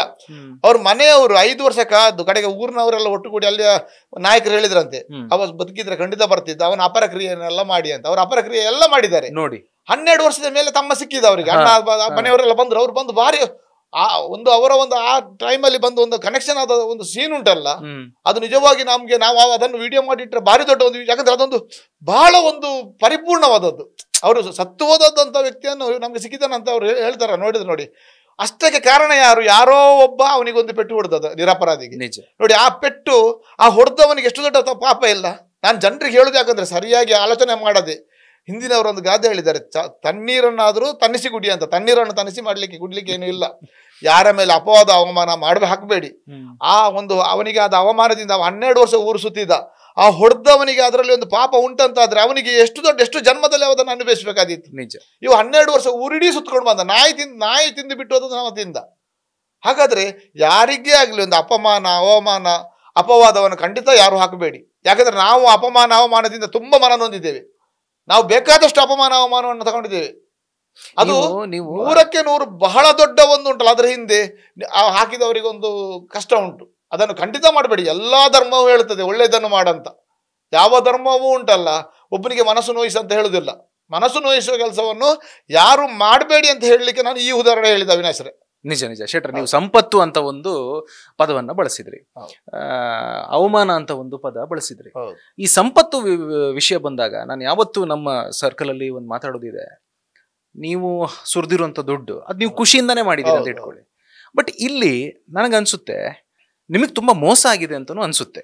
ಖಂಡಿತ ಹೌದು, ನಿಮಗೆ ತುಂಬಾ ಮೋಸ ಆಗಿದೆ. ಅದು ಮೋಸ ಯಾರಿಂದ ಆಗಿದೆ ಅಂತಂದ್ರೆ, ನೀವು ಈ ಸಮಾಜದಲ್ಲಿ ಯಾರು ದೊಡ್ಡ ದೊಡ್ಡ ವ್ಯಕ್ತಿಗಳು ಅಂತ ಕರೆಸಲ್ಪಡ್ತಾರಲ್ಲ, ಇವ್ರು ದೊಡ್ಡ ವ್ಯಕ್ತಿ, ಇವರಿಗೊಂದು ನಮಸ್ಕಾರ, ಸೆಲ್ಯೂಟ್, ದಿನ ಬೆಳಗಾದ್ರೆ ಪೇಪರ್ ಅಲ್ಲಿ ಬರುವವರು, ಟಿವಿಯಲ್ಲಿ ಬರುವವರು, ಸೋಷಿಯಲ್ ಮೀಡಿಯಾದಲ್ಲಿ ಬರುವವರು, ಇವರಿಂದೆಲ್ಲ ನಿಮಗೆ ಮೋಸ ಆಗಿದೆ. ನೋಡಿ, ನಾನೊಂದು ಜನರಿಗೆ ಹೇಳುದು, ಕೆಲವರಲ್ಲಿ ಹವ ಇರ್ತದೆ ಒಳ್ಳೆ, ಅವರೊಂದು ಒಳ್ಳೆ ವರ್ಕರ್, ಸಮಾಜಕ್ಕೆ ಮಾದರಿ, ಸಂಪನ್ಮೂಲ ವ್ಯಕ್ತಿ, ಸಮಾಜಕ್ಕೆ ಒಂದು ಮಾಹಿತಿಯನ್ನು ಕೊಡುವವರು, ಅವರು ಹೇಳಿದೆ ಸರಿ ಅಂತ ಅಂದ್ರೆ ಅವರ ವಿರುದ್ಧವಾಗಿ ನಾವು ಹೇಳಿದ್ರೆ ಯಾರು ನಂಬುವುದಿಲ್ಲ. ಆದ್ರೆ ಅಂಥವು ಯಾಕಂದ್ರೆ ಸಮಾಜದಲ್ಲಿ ಪ್ರತಿಷ್ಠಿತ ವ್ಯಕ್ತಿಗಳು ಎಲ್ಲರೂ ಉಂಟಲ್ಲ ಒಳ್ಳೆಯವರಲ್ಲ. ಆದರೆ ಸಮಾಜದಲ್ಲಿ ಯಾರು ಕ್ರಿಮಿನಲ್ ಅಥವಾ ಮೋಸ ಮಾಡುವವರಂತ ಎಷ್ಟೋ ಜನ ಕೆಲವರಿಗೆ ಹಣ ಪಟ್ಟಿ ಉಂಟು. ಅದರಲ್ಲಿ ಒಳ್ಳೆ ಜನರನ್ನು ತುಂಬಾ ಹೆಕ್ಕಿ ತೆಗಿಲಿಕ್ಕೆ ಆಗ್ತದೆ. ಅವ್ರು ಸುಧಾರ್ತಾರೆ. ಕೆಲವರು ಸತ್ಯ ಏನೋ ಒಂದು ಕೆಟ್ಟ ಗಳಿಗೆಲ್ಲ ಒಂದು ಕೆಟ್ಟ ಕೆಲಸ ಆಗಿ ಮತ್ತೆ ಅವ್ರು ಸುಧಾರಿದವರು ಬೇಕಾದಷ್ಟು ಜನ ಇದ್ದಾರೆ. ಆದ್ರೆ ಒಳ್ಳೆ ಜನ ಅಂತ ಹೇಳ್ಕೊಂಡು ಹಣೆ ಪಟ್ಟಿಟ್ಕೊಂಡವ್ರು ಉಂಟಲ್ಲ, ಅದರಲ್ಲಿರುವ ಕೆಟ್ಟ ಜನರು ಅವ್ರು ಸಾಯೋದು ಅನ್ಕೊಂಡು ಸುಧಾರುದಿಲ್ಲ. ಅವ್ರದ್ದೆಂತ ಗೊತ್ತುಂಟ, ನಾನು ಹೇಳಿದ ಸರಿ ಅಂತ, ನನ್ನದೇ ಹವ ಸರಿ ಅಂತ, ಅಂಥವರಿಂದಲೂ ಕೂಡ ನನಗೆ ಮೋಸ ಆದದುಂಟು. ಯಾಕಂದ್ರೆ ನೀವು ಪದೇ ಪದೇ ಮೋಸ ಹೋಗಿದ್ದು ಯಾಕೆ? ಅಲ್ಲ, ಪದೇ ಪದೇ ಮೋಸ ಅದೇ ನಾನು ಅದಕ್ಕಾಗಿ ನಾನು ಸಮಾಜಕ್ಕೆ ಒಂದು ಹೇಳುದು ಅಂತಂದ್ರೆ, ಯುವಕರು ಒಂದು ಕಲ್ತ ಮೇಲೆ ಒಂದು ವ್ಯವಹಾರಕ್ಕೆ ಇಳಿತಾರೆ ಅಥವಾ ಯಾವುದೋ ಕೆಲಸಕ್ಕೆ ಹೋಗ್ತಾರೆ, ಒಂದು ಒಳ್ಳೆ ರೀತಿಯಲ್ಲಿ ಇರ್ತಾರೆ. ಆವಾಗ ಅವರನ್ನು ಮೇಲಿಡುವವರು ತುಂಬಾ ಜನ ಇರ್ತಾರೆ. ಪುಗ್ಗದ ಹಾಗೆ ಉಬ್ಬಬೇಡಿ. ನೀವು ಏನು ಸಾಮಾಜಿಕ ಸೇವೆ ಮಾಡ್ತೀರಾ ಅದು ಬಿಟ್ಟು ಬಿಡಿ, ಅದು ನಿಮ್ಗೆ ಏನು ವಾಪಸ್ಸಿಲ್ಲ. ಸಮಾಜಕ್ಕೆ ಕೊಡುವ ಸೇವೆ ಹೇಳುವಂಥದ್ದು ಅದು ರೆಕಾರ್ಡ್ ಇರೋದು ದೇವರಲ್ಲಿ. ಆದ್ರೆ ನೀವು ವ್ಯವಹಾರ ಅಂತ ಮಾಡುವ ಹೊತ್ತಿಗೆ ಮಾತ್ರ ಒಂದು ಯಾವುದೇ ವ್ಯವಹಾರ ಮಾಡಿ ಪಿನ್ ಟು ಪಿನ್ ಲೀಗಲಿ ಹೋಗಿ, ಅಂದ್ರೆ ನಂಬಿಕೆಯಿಂದ ಒಬ್ಬರ ಹತ್ರ ಒಂದು ಜಾಗ ತಗೊಳ್ತೀರಿ ಅಥವಾ ಒಂದು ವಸ್ತು ತಗೊಳ್ತೀರಿ, ನೀವು ಅದಕ್ಕೆ ಒಂದು 10 ಲಕ್ಷ 20 ಲಕ್ಷ ಕೊಡ್ತೀರಿ, ಅದು ಅವರ ಮೇಲೆ ನಂಬಿಕೆ ಉಂಟು, ಅದು ಎಲ್ಲಿ ಹೋಗುದಿಲ್ಲ ಅಂತ ಹೇಳ್ಬೋದು. ಆ ನಂಬಿಕೆ ಹೇಳುವ ವಸ್ತುವನ್ನ, ಆ ಶಬ್ದವನ್ನೇ ಬಿಟ್ಟು ಬಿಡಿ. ನಂಬಿಕೆ ಹೇಳುವುದಕ್ಕೆ ಇವತ್ತು ಪ್ರಾಶಸ್ತ್ಯವೇ ಇಲ್ಲ. ನಂಬಿಕೆ ದ್ರೋಹ ಯಾರನ್ನ ನಾವು ನಂಬುತ್ತೇವಾ ಅವರೇ ನಂಬಿಕೆ ದ್ರೋಹ ಮಾಡ್ತಾರೆ. ನನಗೆ ಅದು ಬಹಳಷ್ಟು ಅನುಭವ ಆಗಿದೆ. ನಾನು ಯುವ ಜನರಿಗೆ ಒಂದು ಕಿವಿ ಮಾತು ಹೇಳ್ತೇನೆ, ನೀವು ಏನೇ ವ್ಯವಹಾರ ಮಾಡಿ ಪಿನ್ ಟು ಪಿನ್ ಲೀಗಲಿ ಮಾಡಿ. ಒಂದು ಎಗ್ರಿಮೆಂಟ್ ಮಾಡಿದ ಮೇಲೆ ಆ ಎಗ್ರಿಮೆಂಟ್ ಅದಕ್ಕೊಂದು ಸಮಯ ಅಂತ ಇದೆ, ಅದರ ಒಳಗೆ ಆ ಕೆಲಸ ಆಗದಿದ್ರೆ ಅಗ್ರಿಮೆಂಟ್ ಮಾಡಿ, ರಿನ್ಯೂವಲ್ ಮಾಡಿ. ಪಿನ್ ಟು ಪಿನ್, ಯಾಕಂದ್ರೆ ಅಕ್ಷರ ಉಂಟಲ್ಲ, ಸಪರೇಟ್ ಆಗಿ ಒಟ್ಟಾರೆ ಅಗ್ರಿಮೆಂಟ್ ಮಾಡಬೇಡಿ. ಲೀಗಲ್ ಆಗಿ ಲಾಯರಿಗೆ ಒಂದು 5,000 ಕೊಡುವಲ್ಲಿ 10,000 ಕೊಡಿ, ತೊಂದರೆ ಇಲ್ಲ. ನಾಳೆ ಅದನ್ನೇ ವೀಕ್ ಪಾಯಿಂಟ್ ಮಾಡಿಕೊಂಡು ನಮ್ಮನ್ನು ದುರುಪಯೋಗ ಮಾಡಿಕೊಂಡು ಆ ಮಾನಸಿಕ ಹಿಂಸೆ ಉಂಟಲ್ಲ, ಯಾಕಂದ್ರೆ ದುಡ್ಡು ಹೋದ್ರೂ ತೊಂದರೆ ಅಲ್ಲ, ಪುನಃ ಅವ್ರು ನಮ್ಮ ಮೇಲೆ ಅಪವಾದ ಆಗ್ತಾರೆ. ಯಾಕಂದ್ರೆ ಅವ್ರು ಹವ ದೊಡ್ಡದು ಉಂಟು. ಈಗ ಶೆಟ್ರ, ಈಗ ಒಂದು ಕೇಳಬೇಕು, ಒಳ್ಳೆ ಮಾತನ್ನ ಹೇಳಿದ್ರಿ. ಹಾಗಾದ್ರೆ ಇಲ್ಲಿ ನಂಬುದು ಯಾರನ್ನು ಅನ್ನೋ ಒಂದು ಪ್ರಶ್ನೆ ಬರ್ತದೆ. ಒಂದು ತಡೀರಿ. ಈಗ ನನ್ನ ಸಂಬಂಧಿ, ಇವನು ಯಾರೋ ABCD ನನ್ನ ಸಂಬಂಧಿ, ನನ್ನ ದೂರದ ಸಂಬಂಧಿ, ನನಗೆ ಒಳ್ಳೆ ಪರಿಚಯ ಇದೆ, 25 ವರ್ಷದಿಂದ ನಾನು ನೋಡ್ತಾ ಇದ್ದೇನೆ, ನನಗೆ ಅವನ ಮೇಲೆ ನಂಬಿಕೆ ಇದೆ, ನಾನು ಅವನ ನಂಬಿಕೆ ಬೇಡವಾ? ನೋಡಿ, ನಾನು ಒಂದು ಹೇಳೋದು ಕೇಳಿ. ನೀವು 100 ಜನರನ್ನು ನಂಬಿ, 100 ಜನರಲ್ಲಿ ನಿಮ್ಗೆ 99 ಜನ ಒಳ್ಳೆದನ್ನೇ ಮಾಡಿರ್ಬೋದು. 99 ಜನ ಕೊಟ್ಟಂತ ಸಂಪತ್ತಿನ 10 ಪಟ್ಟನ್ನು ಒಬ್ಬ ತೆಗಿತಾನೆ. ಆ ಒಬ್ಬನಿಗೋಸ್ಕರವಾಗಿ 100 ಜನರ ಹತ್ರ ಲೀಗಲಿ ಹೋಗಿ ಹೇಳುದು ನಾನು. 100 ಜನರಲ್ಲಿ 99 ಜನ ನಿಮ್ಗೆ ಒಳ್ಳೇದೇ ಮಾಡ್ತಾರೆ, ಆದ್ರೆ 99 ಜನ ಮಾಡಿದ ಒಳ್ಳೆತನದ 10 ಪಟ್ಟನ್ನು ಒಬ್ಬ ತೆಗಿತಾನೆ. ಶೆಟ್ರ, ಹಾಗಾದ್ರೆ ನಂಬುದು ಯಾರನ್ನ? ನಂಬುದು ದೇವರನ್ನು ಮತ್ತೆ ಹೆತ್ತ ತಾಯಿಯನ್ನು, ಇಬ್ಬರನ್ನು ಮಾತ್ರ ಬದುಕಿನಲ್ಲಿ. ಹೆತ್ತ ತಾಯಿ ಮತ್ತೆ ದೇವರು ಇಬ್ಬರು ಬಿಟ್ಟು ಬೇರೆ ಯಾರನ್ನು ನಂಬೇಡಿ. ಲೀಗಲಿ ಹೋಗಿ, ಒಳ್ಳೆತನಕ್ಕೆ ಒಳ್ಳೆತನ ಇರಲಿ. ನೀವು ವ್ಯವಹಾರ ಮಾಡ್ತೀರಾ, ಯಾಕಂದ್ರೆ ನಾನು ಬಹಳಷ್ಟು ಕಳ್ಕೊಂಡಿದ್ದೇನೆ. ಮತ್ತೆ ಅವರು ಮಾತಾಡುವಾಗ ಉಂಟಲ್ಲ, ಜನರು ಸಹ ನಾವು ಯಾರೇ ನೋಡಿ, ನೀವು ಕಪಟವನ್ನು, ಸುಳ್ಳನ್ನು, ನಾಟಕವನ್ನು ಪಟ್ಟ ನಂಬಿ ಬಿಡ್ತಾರೆ. ರಿಯಾಲಿಟಿಯನ್ನು ನಂಬಲಿಕ್ಕೆ ಯಾರು ತಯಾರಿರುವುದಿಲ್ಲ. ಇದು ನನ್ನ ಸಮಾಜ ಸೇವೆ ಬಹುದೊಡ್ಡ ಅನುಭವ. ಯಾಕಂದ್ರೆ ನನಗೆ ನೀವು ಹೇಳಿದ್ರಿ, ನೀವು ಈಗ ಸ್ವಲ್ಪ ಡಲ್ ಇದ್ದೀರಾ ಅಂತ. ಡಲ್ ಅಲ್ಲ, ಜನರ ಹತ್ರ ಮಾತಾಡ್ಲಿಕ್ಕೆ ಬೇಡ ನನಗೆ. ನಾನು ಯಾವುದು ಕಾರ್ಯಕ್ರಮಕ್ಕೆ ಹೋಗುದು ಬಹಳ ಕಡಿಮೆ. ಎಲ್ಲರೂ ದೇವಸ್ಥಾನದಲ್ಲಿ ಬ್ರಹ್ಮಕಲಶ ಎಲ್ಲ ಜನ ಎಲ್ಲ ಹೋದ ಮೇಲೆ ಹೋಗಿ ಬರ್ತೇನೆ ನಾನು. ಪ್ರಸ್ತುತವಾಗಿ ಎಲ್ಲ ಕೆಲಸಕ್ಕೂ ಅಂಬಲ್ಪಟ್ಟಿ ದೇವಸ್ಥಾನ ಬಿಟ್ಟರೆ ಬೇರೆ ಎಲ್ಲ ದೇವಸ್ಥಾನಕ್ಕೆ ಎಲ್ಲಿ ಹೋಗ್ಬೇಕಾದ್ರೆ ಗುರುತಾರ್ಥ ಇಲ್ಲದವ್ರದ್ದು. ಯಾಕಂದ್ರೆ ಎಲ್ಲರನ್ನು ನಾವು ನೋಡಿ ಆಗಿದೆ. ಅಲ್ಲಿ ಬಂದು ಎಲ್ಲರೂ ದೊಡ್ಡ ಮಾತಾಡುವಾಗ ಅವ ಏನು ಮೋಸ ಮಾಡಿದಾನಂತ ನಮ್ಗೆ ಗೊತ್ತುಂಟು, ಅವ ಯಾರಿಗೆ ದ್ರೋಹ ಮಾಡಿದಾನಂತ ನಮ್ಗೆ ಗೊತ್ತುಂಟು. ನಾವು ಎಷ್ಟೋ ಜನ ರೆಸ್ಕ್ಯೂ ಮಾಡುವಾಗ ಅವ್ರು ಸತ್ಯ ವಿಷಯ ಹೇಳ್ತಾರೆ. ಇತ್ತೀಚೆ ಒಂದು ಯುವತಿಗೆ ನಾನು ಒಂದು ಹೆಲ್ಪ್ ಮಾಡ್ಲಿಕ್ಕೆ ಹೋಗುವಾಗ ಅಲ್ಲಿ ಊರಿನವ್ರು ಹೇಳ್ತಾರೆ, ನಾವು ಅವ್ರಿಗೆ ಹೆಲ್ಪ್ ಮಾಡ್ಲಿಕ್ಕೆ ಹೋಗುದಿಲ್ಲ ಸೆಟ್ರ್, ಅವರು ದೊಡ್ಡ ಒಂದು ಇಡೀ ಊರನ್ನೇ ಆಳುವವರ ಫ್ಯಾಮಿಲಿ, ನಾವು ಅವ್ರಿಗೆ ಹೆಲ್ಪ್ ಮಾಡ್ಲಿಕ್ಕೆ ಹೋದ್ರೆ ನಮ್ಗೆ ಹೆದರಿಕೆ ಆಗ್ತದೆ, ನಾಳೆ ಅವ್ರು ನಮ್ಗೆ ಅಟ್ಯಾಕ್ ಮಾಡ್ಬೋದು ಅಂತ. ಎಲ್ಲಿ ಅವರು? ಉಡುಪಿ ಮಂಗಳೂರು ಜಿಲ್ಲೆ ಅಂತೇಳಿ, ಮಂಗಳೂರು ಜಿಲ್ಲೆ ಅವರೇ. ಯಾಕೆ ಇವತ್ತು ನಾನು ಕೂಡ ಆ ಪ್ರಸ್ತುತವನ್ನು ಹಾಕ್ಲಿಕ್ಕೆ ಹೋಗುದಿಲ್ಲ, ಯಾಕಂದ್ರೆ ಪರಿಸ್ಥಿತಿ ಅಲ್ಲೇ ತನಕ ಬಂದಿದೆ. ಯಾಕಂದ್ರೆ ಒಂದು ಅಷ್ಟು ದೊಡ್ಡ ಒಳ್ಳೆಯ ಫ್ಯಾಮಿಲಿ ಅವರು, ಅಂತ ಪರಿಸ್ಥಿತಿ ಉಂಟಲ್ಲ. ಹಾಗಾದ್ರೆ ಇಡೀ ಲೋಕ ಎಲ್ಲ ಅವರು ಯಾರನ್ನೆಲ್ಲ ಒಳ್ಳೇದಂತ ನಂಬಿರ್ತಾರ, ಅವರೇ ಇಂಥ ದುರಂತ ಮಾಡ್ತಾರಂತಾದ್ರೆ, ಊರಿಗೆ ಒಂದು 10 ಕಡೆಯಲ್ಲಿ ಒಳ್ಳೆ ಧಾರ್ಮಿಕ ಕೆಲಸ ಮಾಡುವವರು ಇಂಥ ತಪ್ಪು ಮಾಡ್ತಾರಂತಾದ್ರೆ, ಹಾಗಾದ್ರೆ ಯಾರನ್ನು ನಂಬುದು? ಹಾಗಾದ್ರೆ ನನಗೆ ಬೇಕಾದಷ್ಟು ಅವಿನಾಶ್ ಶೆಟ್ರ, ನಾವು ಹಗಲು ರಾತ್ರಿ ದುಡಿಯುವವರು, ನಾವು ಕಬ್ಬಿಣ ಹೊತ್ತು ನಮ್ಮ ಜಾಯಿಂಟ್ ಎಲ್ಲ ವೀಕ್ ಆಗಿದೆ ಈಗ. ಇಂಥ ಒಂದು ಕೆಲಸ ಮಾಡುವ ಹೊತ್ತಿಗೂ ನಮಗೆ ಉಂಟಲ್ಲ ಮೋಸ ಆದದ್ದು ಉಂಟು. ನಾವು ನಿಜವಾಗಿ, ನಾನು ಇತ್ತೀಚೆಗೆ ಒಂದು ಕೆಲಸ ಮಾಡಿದೆ, ಕೆಲಸ ಮಾಡುವ ಹೊತ್ತಿಗೆ ಅದರ ಮೌಲ್ಯವನ್ನು ನಮ್ಮ ಕಸ್ಟಮರಿಗೆ ಯಾಕೋ ಸ್ಯಾಟಿಸ್ಫ್ಯಾಕ್ಷನ್ ಆಗಲಿಲ್ಲ, ಅದು ಮೌಲ್ಯ ಜಾಸ್ತಿ ಆಯ್ತು ಹೇಳಿದ್ರು. ಅವರೇ ಒಂದು ಮೌಲ್ಯವನ್ನು ರೆಕಗ್ನೈಸ್ ಮಾಡಿದ್ರು. ನಾನು ಅದರ ನಂತರ 3 ಜನ ವರ್ಕ್ಶಾಪ್ನವ್ರ ಹತ್ರ ಅದರ ಮೌಲ್ಯವನ್ನು ಕೇಳಿಸಿದೆ. 3 ಜನರು ನಿಮ್ಮನ್ನು ಸೆಟ್ರೆ ನಿಮಗೆ ಹುಚ್ಚು, ಒಬ್ಬರು ಹೇಳಿದ್ರು ಸೆಟ್ರೆ ನಿಮಗೆ ಹುಚ್ಚಿಡಿದೆ ಹೇಳಿದ್ರು, ಆ ರೇಟಿಗೆ ಮಾಡಲೇಬಾರ್ದಿತ್ತು, ಅದು ರೇಟ್ ನಾನಂತೂ ಮಾಡುದಿಲ್ಲ, ನೀವು ಹಾಕಿದ ರೇಟ್ 1.5 ಲಕ್ಷ ಕಡಿಮೆ ಆಗಿದೆ ಹೇಳಿದ್ರು ಅವರು. ನೋಡಿ, ಹಾಗಾದ್ರೆ ನಾನು ಇದರಲ್ಲಿ ಇದು ಪ್ರಾಮಾಣಿಕವಾಗಿ ಹೇಳುದು ನಾನು. ಹಾಗಾದ್ರೆ ನಾವು ಕಮ್ಮಿ ಹಾಕಿ ಕೂಡ ನಾವು ಕೇಳುದು ಅಂತ ನಮ್ಗೆ ಎಷ್ಟು ಬೇಜಾರಾಗುದಿಲ್ಲ? ನಿಜ ನಿಜ ನಿಜ. ಪರಿಸ್ಥಿತಿ ನಮ್ಗೆ ಯಾರನ್ನು ನಂಬುದು ಯಾರನ್ನು ಬಿಡುದು ಅಂತ ಹೇಳಲಿಕ್ಕೆ ಇಲ್ಲ. ಪರಿಸ್ಥಿತಿ ಅಲ್ಲಿಯೇ ತನಕ ಹೋಗಿದ್ದಾರೆ. ಯಾಕಂದ್ರೆ ನಾನು ಇವತ್ತು ನಾನು ಹೇಳ್ತೇನಲ್ಲ, ನಂಬಿದ ನಾನು ಅಂಬಲ್ಪಾಡಿ ಅಮ್ಮನನ್ನು ಮತ್ತೆ ಈ ಎಲ್ಲ ನೋವನ್ನು ಕೂಡ ನಾನು ಕೆಲವರು ಬಹಳಷ್ಟು ನನಗೆ ಅಪಮಾನ ಮಾಡಿದ್ದಾರೆ. ನಾನು ಅವರಿಗೆ ಕೆಟ್ಟದಾಗಬೇಕಂತ ತಪ್ಪು ಎಣಿಸೋದಿಲ್ಲ.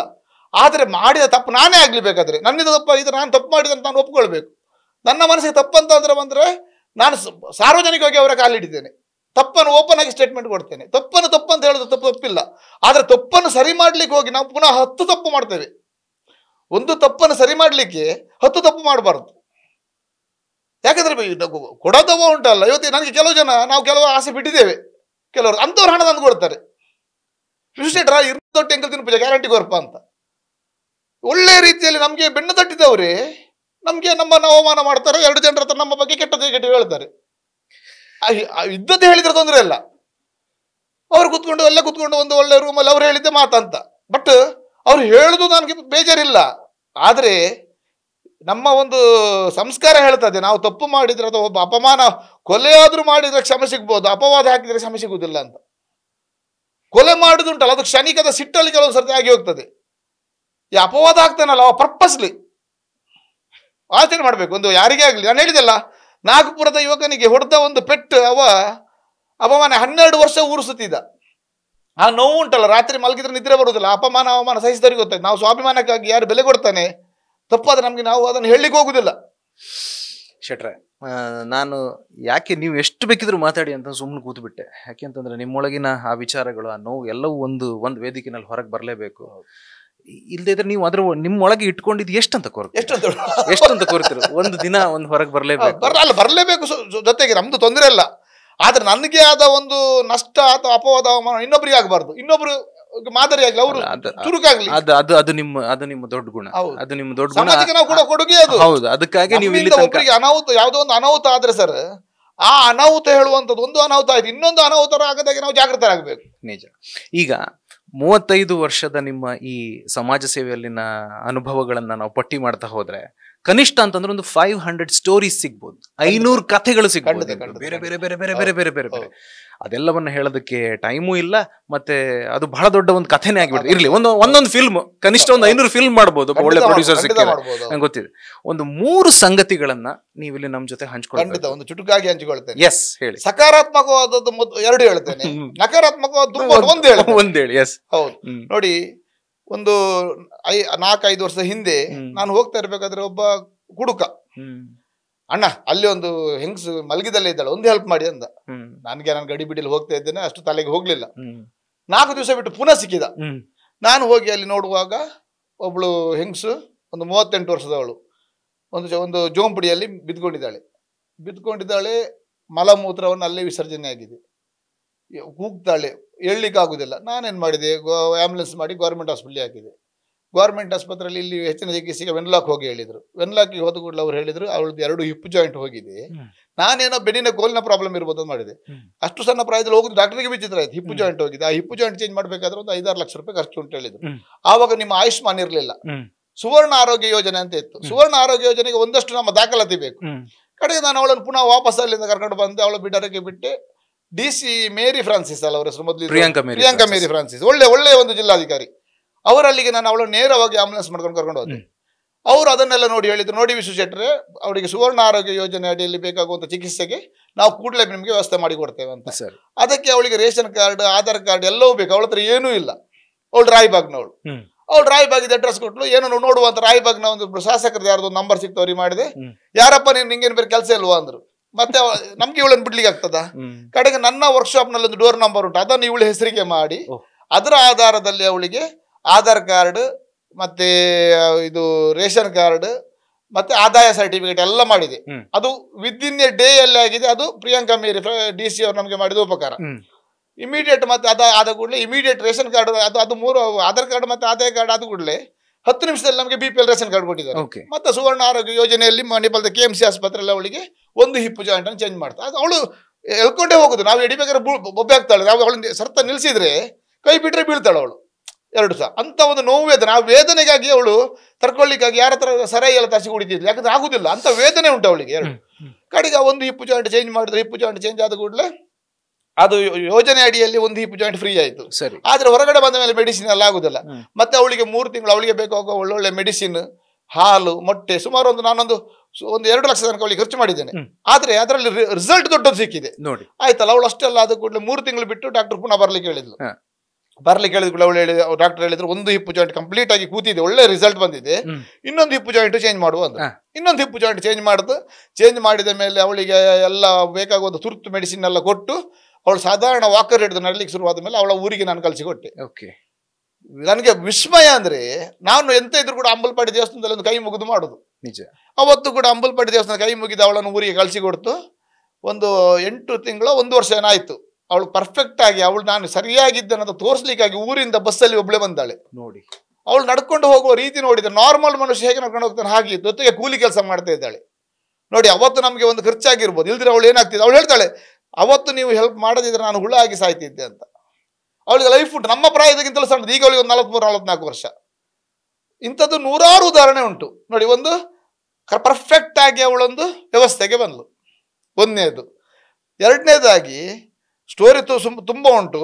ಒಂದು ದಿನ ಒಂದು ಮಹಿಳೆ ಒಂದು ಮಗುವನ್ನು ಹಿಡ್ಕೊಂಡು ಯಾರೋ ನನ್ನ ಅಡ್ರೆಸ್ ಕೊಡ್ತಿದ್ರೆ ಬಂದು, ನಾವೇ ಖಂಡಿತ ನಮ್ಮ ಹತ್ರ ಇದ್ದು ಕೊಡೋದಲ್ಲ, ನಾನು ಆರ್ಥಿಕವಾಗಿ ಬಹಳಷ್ಟು ಕಷ್ಟದಲ್ಲಿದ್ದೇನೆ, ಇದ್ದದ್ರಲ್ಲಿ ಕೊಡೋದು ಬಿಟ್ರೆ ನನ್ನ ಲೈಫ್ಗೆ ನಾನು ಖರ್ಚು ಮಾಡಿದ್ದು ಬಹಳ ಕಡಿಮೆ. ನಾನು 100 ರೂಪಾಯಿ ದುಡಿದ್ರೆ ನನಗೊಂದು 20 ರೂಪಾಯಿ ಮಾತ್ರ ತಿನ್ನಲಿಕ್ಕೆ ನಮ್ಮ ಹಣೆಯಲ್ಲಿ ಬರ್ತದೇನ.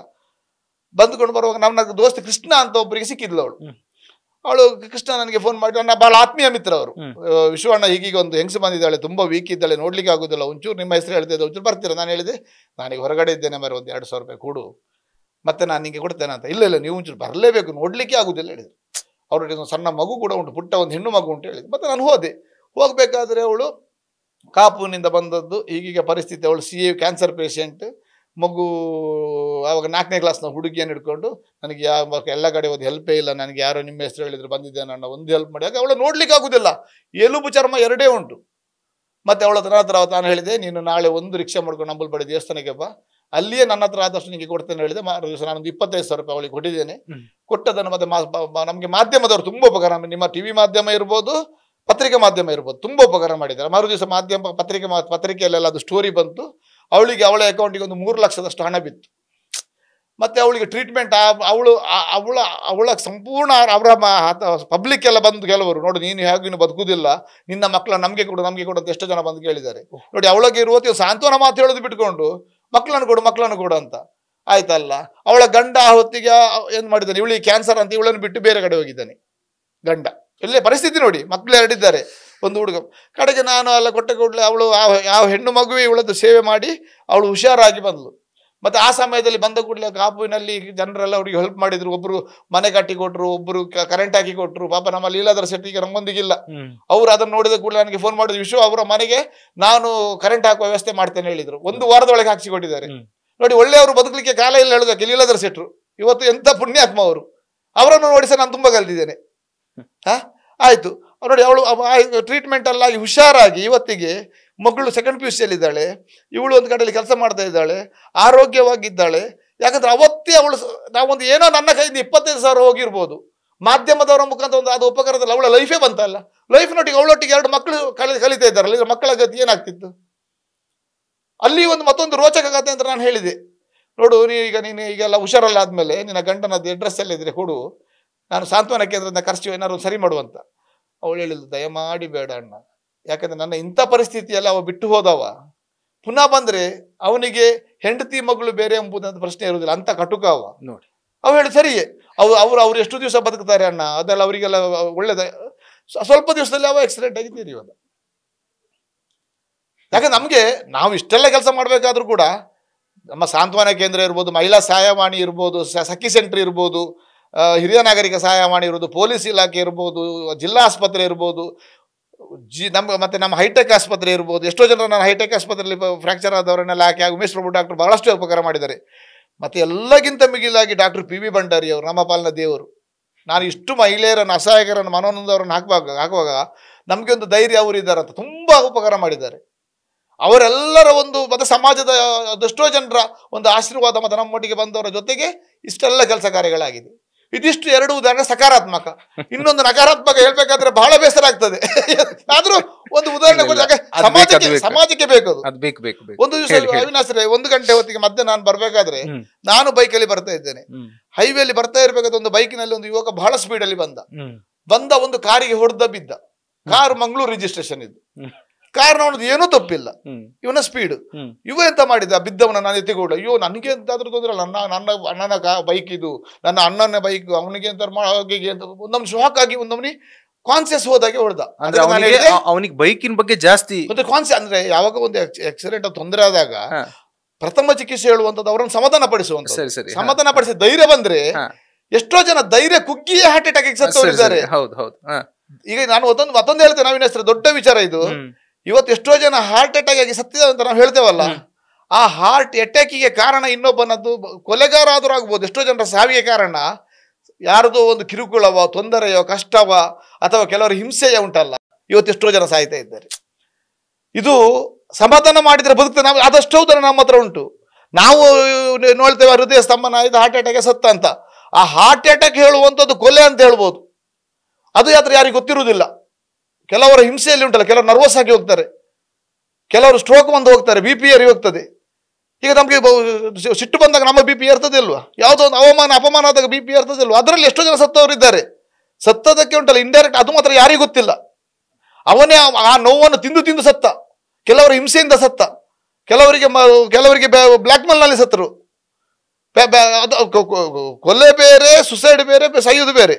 ಬಟ್ ನಿರಂತರವಾಗಿ ಉಂಟಲ್ಲ ಹಿಂಸೆಯಿಂದ ಸತ್ತರೆ ಅದು ಕೊಲೆ. ಆಧಾರ ರಹಿತ ಹಿಂಸೆಯಿಂದ ಎಷ್ಟೋ ಜನ ಸಾಯ್ತಾ ಇದ್ದಾರೆ. ಇದು ಒಂದು 100% ಸತ್ಯ. ನಾವು ಈ ಕೇಸಿಗೆ ಬರ್ಬೇಕಾದ್ರೆ ಅವನು ಆಕ್ಸಿಡೆಂಟ್ ಆಯ್ತು, ಅವನನ್ನು ಸಮಾಧಾನ ಮಾಡುವ ಕೆಲಸ ತಪ್ಪು ಇವನದೇ. ಅಲ್ಲಿ ಜನ ಇದ್ದಾರೆ, ಊರವರೆಲ್ಲ ಇದ್ದಾರೆ. ಇವನಿಗೆ ಹೇಳಿ ಸಮಾಧಾನ ಮಾಡಿ, ನೀನು ಬೈಕಿಗೆಲ್ಲ ಟೆನ್ಷನ್ ಮಾಡಬೇಡ ಮಾರೆ, ಬೈಕಿಗೆ ಎಂತಾದ್ರೂ ನಾನಿದ್ದೇನೆ, ನೀನು ಸಮಾಧಾನ ಮಾಡಂತ ಅವನನ್ನು ಕರ್ಕೊಂಡು ಬಂದು ಹೈಟೆಕ್ ಹಾಸ್ಪಿಟಲ್ ಹಾಕಿದ. ಹೈಟೆಕ್ ಹಾಸ್ಪಿಟಲ್ ಟ್ರೀಟ್ಮೆಂಟ್ ಆಯಿತು. ಟ್ರೀಟ್ಮೆಂಟ್ ಎಲ್ಲ ಆದ ಮೇಲೆ ಅವನನ್ನು ಬಿಡುವಾಗ ಅವನ ಅಣ್ಣ ಬರುವತ್ತಿಗೆ ಅವನಿಗೆ ಬೈಕೊಂಡು ಬಂದ. ಅಣ್ಣನಿಗೆ ಯಾರು ಫೋನ್ ಮಾಡಿದ್ರು ಬಂದ. ನಾನು ಎದ್ಕೊಂಡು ವರ್ಷಾಪಿಗೆ ಹೋದೆ. ಒಂದು ಅರ್ಧ ಗಂಟೆ ಬಿಟ್ಟು ಅವನದ್ದು ಫೋನ್ ಬಂತು, ವಿಶೇಷ ಅದೊಂದು ಬೈಕಿಗೆ ಒಂದು ವ್ಯವಸ್ಥೆ ಆಗ್ಬೇಕಲ್ಲ ಅಂತ. ಯಾರ್ದು ಫೋನ್ ಬಂದಿದ್ದು? ಬೈಕಿನ RC ಓನರ್ ಇದು, ಆಕ್ಸಿಡೆಂಟ್ ಆದವನ ಅಣ್ಣನದ್ದು. ಅವ ಬಂದಿದ್ದ. ಬಂದು ನಾನು ಹೇಳಿದೆ, ನೋಡು ಮಾರಿ ನೀನು ಎಲ್ಲಿದ್ದೆ ಹೇಳಿದೆ. ನಾನಲ್ಲ ಆಕ್ಸಿಡೆಂಟ್ ಆದಲ್ಲ ಜಾಗ ಬೈಕ್ ಹತ್ರ ಇದ್ದೆ. ನಾನು ಬಂದು ಬೈಕ್ ಹತ್ರ ಹೋದೆ. ನೋಡು ಮಾರಿ ಇಲ್ಲಿ ಇಷ್ಟು ಜನ ಇದ್ದಾರೆ, ನಿನ್ನ ತಮ್ಮನದೇ ತಪ್ಪು. ಪಾಪ ಕಾರ್ನ ಫುಲ್ ಡ್ಯಾಮೇಜ್ ಆಗಿದೆ, ಆಸ್ಪತ್ರೆ ಹಾಕೋದಕ್ಕೆ ಇದ್ರು ಅವರು. ಪಾಪ ನಾನು ಹೇಳಿದ್ದು ನೋಡಿ ಉಂಟಲ್ಲ, ಇನ್ನೂರ ಹತ್ರ ಕೇಳುದು ಅಂತ ಅವ್ರು ಹೋದ್ರು. ನನಗೆ ಅದೆಲ್ಲ ಗೊತ್ತಿಲ್ಲ. ನೀವು ಅವನ ಹತ್ರ ಹೇಳಿದಿರೇ ಇಲ್ವಾ ಬೈಕಿಗೆ ಎಂತ ಅದ್ರದ್ದು ನಾನ್ ಜವಾಬ್ದಾರಿ ಅಂತ? ನಾನು ಹೇಳಿದ್ದೆ ಯಾಕಂದ್ರೆ ನಿನ್ನ ತಮ್ಮ ಒಂದು ಸುಧಾರಿಸ್ಕೊಳ್ಳಿ, ಅವ ಗಡಿಬಿಡಿ ಆಗೋದು ಬೇಡ. ತಲೆಯಲ್ಲಿ ಒಂದು ಸಣ್ಣ ಗಾಯ ಆಗಿದೆ. ಅವ ಯುವಕ, ನನ್ನ ತಮ್ಮನಾಗಿ ಒಂದು 18-20 ವರ್ಷದ ಯುವಕ ಇರ್ಬೋದು, 20-22 ವರ್ಷದವ. ಅವನಿಗೆ ಒಂದು ಸಮಾಧಾನ ಮಾಡ್ಲಿಕ್ಕಾಗಿ ಹೇಳಿದ ಮಾತು ಮಾರೆ. ಮತ್ತೆ ಇಲ್ಲ, ನೀವು ನಾನು ಹೇಳಿದ್ದನ್ನು ಹೇಳಲಿಲ್ಲ ಅಂತ ಹೇಳುದಿಲ್ಲ. ನಿನ್ನ ಬೈಕ್ ಒಂದು ಸಣ್ಣ ಪುಟ್ಟ ಸ್ಕ್ರಾಚ್ ಆಗಿದೆ ಅಂತ ಹೇಳು ಮಾರೆ. ನನಗೆ ಒಂದು ಕಾಮಿಡಿಯಲ್ಲಿ ಉಂಟಲ್ಲ, ಈಗ ಸಹ ನೋಡುವ ಅದ್ರಲ್ಲಿ ದೊಡ್ಡ ವಿಷಯ ಅಂತ ಆಗ್ಲಿ, ಒಂದು 5,000 ಹೋದ್ರೆ ಹೋಗ್ಲಿ ಮಾರೆ, ಒಂದು 5,000 ಆಗ್ಬೋದು ಅಂತ ಹೇಳಿದೆ. ಅಷ್ಟೊತ್ತಿಗೆ ಮೆಕ್ಯಾನಿಕ್ನ ಕರೆಸಿದ. ಮೆಕ್ಯಾನಿಕ್ ಹೇಳಿದ ವಿಷಯ ಕರೆಸಿದ. ಇದು ಸ್ವಲ್ಪ ದಿವಸ ಮೊದಲು ಆಕ್ಸಿಡೆಂಟ್ ಆದದ್ದು ಇದು, ಇದಕ್ಕೆ ಇನ್ಸೂರೆನ್ಸ್ ಕ್ಲೇಮ್ ಆಗುದಿಲ್ಲ, ಸರಿ, ಇದಕ್ಕೆ ಒಂದು 20-25 ಸಾವಿರ ರೂಪಾಯಿ ಆಗ್ತದೆ ಹೇಳಿದ. ನಾನು ಆದ್ರೂ ನೋಡು ಮಾರೆ, ನಿನಗೆ ಅದಕ್ಕೆ ಬಸ್ಸಿನವ್ರು ಕೆಲವರು ಹೇಳಿದ್ರು, ವಿಶ್ವೇಶ್ವರ ನಿಮಗೆ ಹುಚ್ಚು ಉಂಟ ಮಾರೆ, ನಮ್ಮ ಬಸ್ ಆಕ್ಸಿಡೆಂಟ್ ಆದ್ರೆ ದನಿ ಹೇಳ್ತಾರೆ 5,000ದಲ್ಲಿ ಆಗುದಂತಾದ್ರೆ ಕೊಡು, ಇಲ್ಲದ್ರೆ ತಗೊಂಡೋಗಿ ಸ್ಟೇಷನ್ಗೆ ಇಡ ಅಂತ. ನೀವೆಂತ ಹೇಳ್ತೀರ 20,000 ರೂಪಾಯಿ? ಅದಕ್ಕೆ ನಾನು ಹೇಳಿದೆ, ನನಗೆ ಆಗಲ್ಲ, ಹೀಗೆ ಸಹ ಜನ ಇರ್ತಾರ ಅಲ್ಲ, ನಾಳೆ ಬದಲಾವಣೆ ಆಗ್ಬೋದಾ ನೋಡುವ. ಅಲ್ಲ ಮೇರೆ, ನಿಂಗೆ ನಾನು 20,000 ಕೊಡ್ಲೇಬೇಕಂತ ನಾನು ಖಂಡಿತ ಕೊಡ್ತೇನೆ ಹೇಳಿದೆ. ಅಲ್ಲ ತನಗೆ ಹತ್ರ ನೀವು ಮಾತಾಡಿದ ಹೌದಂತಾದ್ರೆ ಕೊಡ್ಬೇಕು ಹೇಳಿದ್ರು. ಹೌದು ಮಾರ, ನಾನೊಂದು ಈ ಅಂಬಲ್ಪಡೆ ಜಾಗದಲ್ಲಿ ಆಡಿದ ಮಾತನ್ನ ಅಲ್ಲ ಹೇಳುದಿಲ್ಲ, ಹೇಳಿದೆ. 20,000 ನನ್ನ ಕಿಸೆಯಲ್ಲಿ ತಂದು ಕೊಟ್ಟೆ ಅವನಿಗೆ. ಯಾವುದೇ ಬೇಸರ ಆಗ್ಲಿಲ್ಲ ನನಗೆ. ಆಯ್ತು, ಹೋದ, ಡಿಸ್ಚಾರ್ಜ್ ಆಗಿ ಎಲ್ಲ ಹೋಯ್ತು. ಒಂದು 6 ತಿಂಗಳು ಬಿಟ್ಟ ಮೇಲೆ, ಒಂದು 4-5 ತಿಂಗಳಾಗಿರ್ಬೋದು, ನನಗೊಂದು ಫೋನ್ ಬಂತು. ನಮ್ಮ ಹಾಜಿ ಅಬ್ದುಲ್ಲಾ ಆಸ್ಪತ್ರೆಯಲ್ಲಿ ಒಂದು ಮಹಿಳೆ ಬೊಬ್ಬಿಡ್ತಾ ಇದ್ದಾಳೆ ಸೆಟ್ರೆ, ಮಗು ಸೀರಿಯಸ್ ಉಂಟಂತ, ಒಂಚೂರು ಹೆಲ್ಪ್ ಮಾಡಿ. ನಾನು ಅದು ಶನಿವಾರ, ನಾನು ಕೂಡಲೇ ನಾನು ಯಮ ಬೈಕ್ ಇತ್ತು ಅಲ್ಲಿಗೆ ಹೋದೆ. ಹೋಗುವಾಗ ಡಾಕ್ಟರ್ ಹೇಳಿದ್ರು, ಅದು ನಿನ್ನೆ ತಿಂದದ್ದು ಪಾಯ್ಸನ್, ಅದು ಕೇಬಲ್ ವರ್ಕ್ ಮಾಡುವವರ ಮಗು. ಕೇಬಲ್ ವರ್ಕ್ ಮಾಡ್ತಾ ಇರ್ಬೇಕಾದ್ರೆ ಯಾವುದೋ ಒಂದು ವಿಷದ ಬೀಜ, ಅದು ಬಾರಿ ಪಾಯ್ಸನ್ ಬೀಜ, ಆ ಬೀಜವನ್ನು ಮಗು ತಿಂದಿದೆ. ಅದು ಮುಂಚಿನ ದಿವಸ ತಿಂದದ್ದು ಇವ್ರಿಗೆ ಗೊತ್ತಿಲ್ಲ. ಅವು ಅನ್ಕಾನ್ಸಿಯಸ್ ಆಗಿದೆ, ಅದೆಲ್ಲ ಬ್ರೈನಿಗೆಲ್ಲ ಏರಿ ಆಗಿದೆ, ಅದು ಬದುಕುವ ಪರಿಸ್ಥಿತಿ ಇಲ್ಲ ಸೆಟ್ರೆ, ಇಮಿಡಿಯೇಟ್ ನಾವು ಹೈಯರ್ ಟ್ರೀಟ್ಮೆಂಟ್ಗೆ ಹೋಗ್ಲಿಕ್ಕೆ ಹೇಳಿದ್ರು. ನಾನೆಂತ ಮಾಡಿದೆ, ಕೂಡಲೇ ಅವ್ರ ಹತ್ರ ಅಪ್ಪನ ಹತ್ರ ಮಗುವನ್ನು ಹಿಡ್ಕೊ ಹೇಳಿದೆ. ಇವಳು ಪಾಪ ನೆಲದಲ್ಲಿ ಹೊರಳ್ತಾ ಇದ್ದಾಳೆ ತಾಯಿ. ನಾನು ನನ್ನ ಬೈಕಲ್ಲಿ ಕರ್ಕೊಂಡು ಒಂದು ಖಾಸಗಿ ಆಸ್ಪತ್ರೆಗೆ ಹೋದೆ. ಅಲ್ಲಿ ಒಳ್ಳೆ ವೈದ್ಯರು, ನಮ್ಮ ವೈದ್ಯರು. ಅವ್ರು ಹೇಳಿದ್ರು, ವಿಶ್ವೇಶ್ವರ ಇದು ಸೀರಿಯಸ್ ಆಗಿದೆ, ಇದು ನಾಡಿ ಎಲ್ಲ ಸರಿ ಸಿಗ್ತಾ ಇಲ್ಲ, ನೀವು ಇಮಿಡಿಯೇಟ್ ಒಂದು ದೊಡ್ಡ ಆಸ್ಪತ್ರೆಗೆ ಹೋಗಿ ಅಂತ. ನಾನು ಅವನು ಎಂತ ಮಾಡುವಂತ ಹೇಳಿ, ನನಗೆ ಅವತ್ತು ಶನಿವಾರ ಇಷ್ಟೆಲ್ಲ ಆಯ್ತು. ಅವ್ರ ಹತ್ರ ಏನೂ ಇಲ್ಲ. ನಾನು ಮತ್ತೆ ಅಂಬಲ್ಪಾಡಿ ಅಮ್ಮನ ನೆನೆಸಿದೆ, ಆದದ್ದಾಗ್ತದೆ, ದೇವರ ಮೇಲೆ ಬಿಟ್ಟದ್ದು. ನಾವು ಸೀದಾ ನಮ್ಮ ಹತ್ರ ಆದ ಪ್ರಯತ್ನ ಮಾಡುವ ವೇಳೆ ಸೀದಾ ಹೈಟೆಕ್ ಹೋದೆ. ಹೈಟೆಕ್ ಹೋಗೋದಿಗೆ ಅಲ್ಲಿ ಡಾಕ್ಟರ್ ಹತ್ರ ಹೇಳಿದೆ, ನೋಡಿ ಮಾರೆ ಮಗು ಬದುಕ್ತದ ಸಾಯ್ತದ ನಮ್ಮ ಕೈಯಲ್ಲಿ ಇಲ್ಲ, ಅಂಬಲ್ಪಾಡಿ ಅಮ್ಮನೆ ಮೇಲೆ ಭಾರ ಹಾಕಿ ಟ್ರೀಟ್ಮೆಂಟ್ ಮಾಡುದು, 1 ಲಕ್ಷ ರೂಪಾಯಿ ತನಕ ಖರ್ಚಾದ್ರು ನಾನ್ ಜವಾಬ್ದಾರಿ. ಯಾಕಂದ್ರೆ ಮಗು ನನ್ನ ಕೈಯಲ್ಲಿ ಇಟ್ಕೊಂಡಿದ್ದೇನೆ, ಒಂದು ಹೆಣ್ಣು ಮಗು 3 ವರ್ಷದ್ದು. ಇವತ್ತಿಗೆ ನನ್ನ ಹತ್ರ ಫೋಟೋ ಉಂಟು, ಅದ್ರ ಫೇಸ್ಬುಕ್ ಅಲ್ಲಿ ಉಂಟು. ಕಡೆಗೆ ಆ ಮಗುವನ್ನೆಲ್ಲ ಡಾಕ್ಟರ್ ಆಯ್ತಂದ್ರು, ಡಾಕ್ಟರ್ ಜನಾರ್ದನ್ ಪ್ರಭು ಬಂದೆಲ್ಲ ಟ್ರೀಟ್ಮೆಂಟ್ ಸ್ಟಾರ್ಟ್ ಮಾಡಿದ್ರು. ಅವತ್ತು ಶನಿವಾರ ಆದಿತ್ಯ ನಾನು ಅಂಬಲ್ಪಾಡಿಯ ಗಂಧ ತಂದು ಹಾಕಿದ್ದು, ಮರು ದಿವಸ ತನಕ ಹಾಗೇ ಉಂಟು ಇಲ್ಲಿ ಹಾಕಿದೆ. ಯಾಕೆ ಮಗು ಅಂತ ತಿನ್ನುವುದಿಲ್ಲಲ್ಲ, ಅಲ್ಲಿ ಇದರಲ್ಲಿ ವೆಂಟಿಲೇಟರ್ ಅಲ್ಲಿ ಇಟ್ಟಿದ್ದಾರೆ. ಮಂಗಳವಾರ ಡಾಕ್ಟರ್, ಸೋಮವಾರ ಸಂಜೆ ಡಾಕ್ಟರ್ ಉಮೇಶ್ ಜನಾರ್ದನ್ ಪ್ರಭು ಹೇಳಿದ್ರು ಮಗು ಚೇತರಿಸ್ತಾ ಉಂಟು ಶೆಟ್ರೆ, ಲಕ್ಕಿ ಮಗು ಪಾಪ ಇನ್ನು ಗುಣ ಆಗ್ತದೆ, ಏನೋ ತೊಂದರೆ ಇಲ್ಲ ಹೇಳಿದ್ರು. ಬುಧವಾರ ಡಿಸ್ಚಾರ್ಜ್ ಮಾಡಿದ್ರು. ಡಾಕ್ಟರ್ ಹೇಳಿದ್ರು, ನೋಡಿ ಮಾರ ಅವಳದ್ ಮಗು ನೀವು ಅವ್ರಿಗೆ ಹೆಲ್ಪ್ ಮಾಡ್ತಾ ಇದ್ದೀರಿ, ನೀವು ನಮ್ಮ ಚಾರ್ಜ್ ಏನೂ ಕೊಡುದು ಬೇಡ, ಮೆಡಿಸಿನ್ ಚಾರ್ಜ್ ಒಂದು ಕಟ್ಟಿ ಹೇಳಿದ್ರು. ಸರಿ, ನಾನು ಅದನ್ನು ಕಟ್ಲಿಕ್ಕೆ ಹೋಗುವತ್ತಿಗೆ ಅಲ್ಲಿ ರಿಸೆಪ್ಷನ್ ಅಲ್ಲಿ ಹೇಳಿ ವಿಷಯ ನಿಮ್ಮದೊಂದು ಸಣ್ಣ ಬಿಲ್ ಬಾಕಿ ಉಂಟು ಹೇಳಿದ್ರು. ಯಾವ್ದು ಕೇಳಿದೆ, ಮತ್ತೆ ನೋಡೋದಿಗೆ ಅಂತ 2,500 3,000 ಎಷ್ಟು ಬಿಲ್. ಅವತ್ತು ಬೈಕ್ ಆಕ್ಸಿಡೆಂಟ್ ಆದವನಿಗೆ ಒಂದು ಫಸ್ಟ್ ಏಡ್ ಆಗಿ ಅಲ್ಲಿ ಟೆಸ್ಟ್ ಎಲ್ಲ ಮಾಡ್ತಲ್ಲ, ಅವ 20,000 ನನ್ನ ಹತ್ರ ಬೈಕ್ ಇದು ತಗೊಂಡು ಆಸ್ಪತ್ರೆ ಬಿಲ್ ಕೂಡ 3,200 ರೂಪಾಯಿ ಏನೋ ಉಂಟಲ್ಲ, ಅದು ವಿಶೇಷ ಕಟ್ತಾರೆ ಅಂತ ಬಿಟ್ಟು ಹೋದದಂತ. ಅವತ್ತು ಮಾತ್ರ ನಾನು ಬಾಳ ಹತ್ತಿ. ಅವತ್ತು 20,000 ಕೊಡುವಾಗ ನನಗೆ ಬೇಜಾರಾಗ್ಲಿಲ್ಲ, ಆದ್ರೆ 3,000 ಚಿಲ್ಲರೆ ನಾನು ಅವ ಬಿಲ್ ಬಿಟ್ಟು ಬಾಕಿ ಹೋಗೋದಲ್ಲ, ನಾನು ಅವನನ್ನು ಆಸ್ಪತ್ರೆ ಹಾಕಿದ್ದೆ. ಹಾಗಾದ್ರೆ ಇಂಥ ಅನುಭವ ಆದ್ರೆ ಯಾರು ಉಪಕಾರ ಮಾಡ್ತಾರ? ಇವತ್ತು ಒಂದು ದಿವಸ ಒಂದು ಸಾಕ್ಷಿ ಹಾಕಿದಾಗ ಕೋರ್ಟಲ್ಲಿ ಹೋಗಿ ಕಾತದಕ್ಕೆ ಕೆಲವರು 1000. ನಾವು ಸಮಯದ ಬದುಕಿನಲ್ಲಿ ಬೇಕಾದಷ್ಟು ವೇಸ್ಟ್ ಮಾಡ್ತೇವೆ. ನಾನು ಅದನ್ನು ಹೇಳ್ತೇನೆ, ಯಾವ್ದಾದ್ರು ಆಕ್ಸಿಡೆಂಟ್ ಕೇಸಿಗೆ ಒಂದು ವಿಟ್ನೆಸ್ ಇದ್ರೆಲ್ಲ ಹಾಕಿ. ಯಾಕಂದ್ರೆ ಪೊಲೀಸ್ನವರಿಗೆ ಪಬ್ಲಿಕ್ ವಿಟ್ನೆಸ್ ಹಾಕದೆ ಅವರಿಗೆ ಕೇಸ್ ಮುಂದೆ ತಗೊಂಡೋಗ್ಲಿಕ್ಕೆ ಆಗುದಿಲ್ಲ. ಪೆಟ್ಟಾದವನಿಗೆ ಏನಾದ್ರು ಆಗ್ಬೇಕಾದ್ರೂ ಪಬ್ಲಿಕ್ ವಿಟ್ನೆಸ್ ಬೇಕೇ. ಅವತ್ತು ಮಾತ್ರ ನಾನು ಅವ 3,250 ಇಟ್ಟೋದಿಲ್ಲ, ಅವತ್ತು ಮಾತ್ರ ಬಹಳ ನೋವಾಯ್ತು ನನಗೆ. ಮಾನಸಿಕವಾಗಿ ನಾನು ತುಂಬಾ ನೊಂದೆ. ಇಂಥ ಜನರು ಇದ್ದಾರಲ್ಲ ಅಂತ. 20,000 ಕೊಡುವಾಗ ಬೇಜಾರಾಗ್ಲಿಲ್ಲ ನನಗೆ, 3,200 ಕೊಡುವಾಗ ಬೇಜಾರ, ಬಹಳ ಬೇಸರ ಆಯ್ತು. ಯಾಕಂದ್ರೆ ಇಂಥ ದುಷ್ಟರು ಇದ್ದಾರಲ್ಲ ಸಮಾಜದಲ್ಲಿ ಅಂತ. ಆ ಸಮಯದಲ್ಲಿ ಅಮಾನುಲ್ಲಾ ಅಂತ SI ಅವರು ಇದ್ರು. ಅವ್ರು ನನಗೆ ಅವರಿಗೆ ಸಂಜೆ ಮಾಹಿತಿ ಕೊಟ್ಟರಂತ, ವಿಶ್ವೇಶ್ವರ ಬೈಕಿನವ್ರಿಗೆ ಆಸ್ಪತ್ರೆ ಹಾಕಿದ್ರೆ 20,000 ಕೊಟ್ಟರು ಅಂತ. ಅವ್ರು ಫೋನ್ ಮಾಡಿ, ವಿಶ್ವೇಶ್ವರ ನನಗೆ ಒಂದು ಗಾಡಿ ನಂಬರ್ ಹೇಳಿ, ನಾನು ನಿಮ್ಗೆ ಅದು ಅರ್ಥ ಇಲ್ಲ, ನಿಮ್ಗೆ ಎಂತ ತಲೆ ಸರಿ ಇಲ್ವ ಅಂತ ನನಗೆ ಬಹಳಷ್ಟು ಅವ್ರು ಹೇಳಿದ್ರು. ಅಂದ್ರೆ ನನಗೆ ನನ್ನ ಬಗ್ಗೆ ಬಹಳ ವಿಶ್ವಾಸ ಅವರಿಗೆ. ನಾವು ಮಾಡಿದ ಕೆಲಸವನ್ನು ನೇರ ನೋಡಿದವರು ಅವ್ರು. ಇವತ್ತಿಗೂ ನನಗೆ ಮೆಸೇಜ್ ಮಾಡ್ತಾರೆ. ಎಲ್ಲಿದ್ದಾರೆ ಅವರು? ಅಮಾನುಲ್ಲಾ ಅವರು ಲಾಸ್ಟ್ ಮಂಗಳೂರಲ್ಲೇ ಇದ್ರು. ಮಂಗಳೂರಿಂದ ಇವತ್ತು ನನಗೆ ಯಾವಾಗಲೂ ಫೋನ್ ಮಾಡ್ತಿದ್ರು. ಅವ್ರು ಹೇಳ್ತಾರೆ, ಯಾಕೆ ವಿಶ್ವೇಶ್ವರ ನನಗೆ ಒಂದು ಫೋನ್ ಮಾಡ್ಬೇಕಿತ್ತು ನೀವು, ನಾನು ತೆಗಿಸಿಕೊಡ್ತೀನಿ. ನೀವು ಯಾಕೆ ಅವು ಯಾರದು ಆಕ್ಸಿಡೆಂಟ್ ಆಗಿದ್ದು, ನೀವು ಆಸ್ಪತ್ರೆ ಹಾಕಿ ನೀವು ದುಡ್ಡು ಕೊಡ್ತಿದ್ವಿ? ಅಲ್ಲ, ನಾನು ಅದೇ ಪ್ರಶ್ನೆ ಕೇಳಬೇಕು ಅಂತಿದ್ದೆ. ಯಾವತ್ತ ಆದ್ರೂ ಈ ರೀತಿಯಲ್ಲಿ ಜನರು ಇದ್ದಾರಲ್ಲ ಅಂತ ಹೇಳುವಂಥದ್ದು ಉಂಟಲ್ಲ, ನನಗೆ ಅದು ಯಕ್ಷ ಪ್ರಶ್ನೆ. ಇರ್ಲಿ, ಅದಕ್ಕಾಗಿ ನಾನು ನನ್ನ ಕೈ ಅನುಭವ ಇರುವುದು, ಸಿಹಿ ಅನುಭವ ಇರುವುದು ಸಮಾಜದೊಟ್ಟಿಗೆ ಹಂಚಿಕೊಳ್ಬೇಕಾದ್ರೆ ನಿಮ್ಮಂತವರ ಒಂದು ಸಹಾಯದಿಂದಲೇ ಹಂಚಿಕೊಳ್ಬೇಕು. ಜನರು ಉಂಟಲ್ಲ, ಯುವಕರು ಹಾಳಾಗಬಾರ್ದು, ಯುವಕರು ಮೋಸ ಹೋಗಬಾರ್ದು. ಏನೇ ವ್ಯವಹಾರ ಮಾಡಿ ಅದನ್ನು ಲೀಗಲಿ ಮಾಡಿ, ಕಾನೂನುಬದ್ಧವಾಗಿ ಮಾಡಿ. ಪಿನ್ ಟು ಪಿನ್ ಕಾನೂನು ಒಳ್ಳೆಯ ಒಂದು ನ್ಯಾಯವಾದಿಯವರ ಹತ್ರ ಹೋಗಿ, ಅಥವಾ ಒಂದು ಲೀಗಲ್ ಅಡ್ವೈಸರ್ ಹತ್ರ ಹೋಗಿ, ಒಂದು 5,000ದಲ್ಲಿ 10,000 ಖರ್ಚಾದ್ರೂ ತೊಂದರೆ ಇಲ್ಲ. ಲೀಗಲ್ ಬಿಟ್ಟು ಹೋಗ್ಬೇಡಿ. ಯಾಕಂದ್ರೆ ನನಗೆ ಯಾವಾಗಲೂ ನಮ್ಮ ಜಯಪ್ರಕಾಶ್ ಕೆತ್ಲೇರ್ ಅಂತ ವಕೀಲರು ನನಗೆ ಯಾವಾಗಲೂ ಬುದ್ಧಿ ಹೇಳೋದು, ವಿಶ್ವೇಶ್ವರ ಅದರಲ್ಲೆಲ್ಲ ಕೇರ್ಲೆಸ್ ಮಾಡಬೇಡಿ, ಅದನ್ನು ಕರೆಕ್ಟಾಗಿ ಇಟ್ಕೊಳ್ಳಿ. ಯಾಕಂದ್ರೆ ಅವ್ರು ಹೇಳಿದ್ದೆಲ್ಲ ಮಾತಿಗೆ ನನಗೆ ಅರ್ಥ ಆಗ್ತಾ ಉಂಟು. ಯಾಕಂದ್ರೆ ನಮ್ಮ ಭಾರಿ ಅಭಿಮಾನಿ ಅವರು. ಹಾಗಾಗಿ ನಾನೊಂದು ಜಾಗ ತಗೊಂಡು ನನ್ನ ವರ್ಕ್ಶಾಪಿಗೆ 13 ವರ್ಷ ಹಿಂದೆ ತಗೊಂಡು, ಅವಾಗ 75,000 ರೂಪಾಯಿ ರಿಜಿಸ್ಟ್ರೇಷನ್ಗೆ. ಈಗ ರಿಜಿಸ್ಟ್ರೇಷನ್ ಬೇಕಾದ್ರೆ 14 ಲಕ್ಷ ಆಗ್ತದೆ. ಅವ್ರು ಹೇಳ್ತಿದ್ರು, ವಿಶ್ವೇಶ್ವರ ಒಂದು ರಿಜಿಸ್ಟ್ರೇಷನ್ ಮಾಡಿ ಅಂತ. ಅವ್ರಿಗೆ ನಾನು ಆವಾಗವೇ ಹಣ ಕೊಡ್ಬೇಕಂತೂ ಇಲ್ಲ.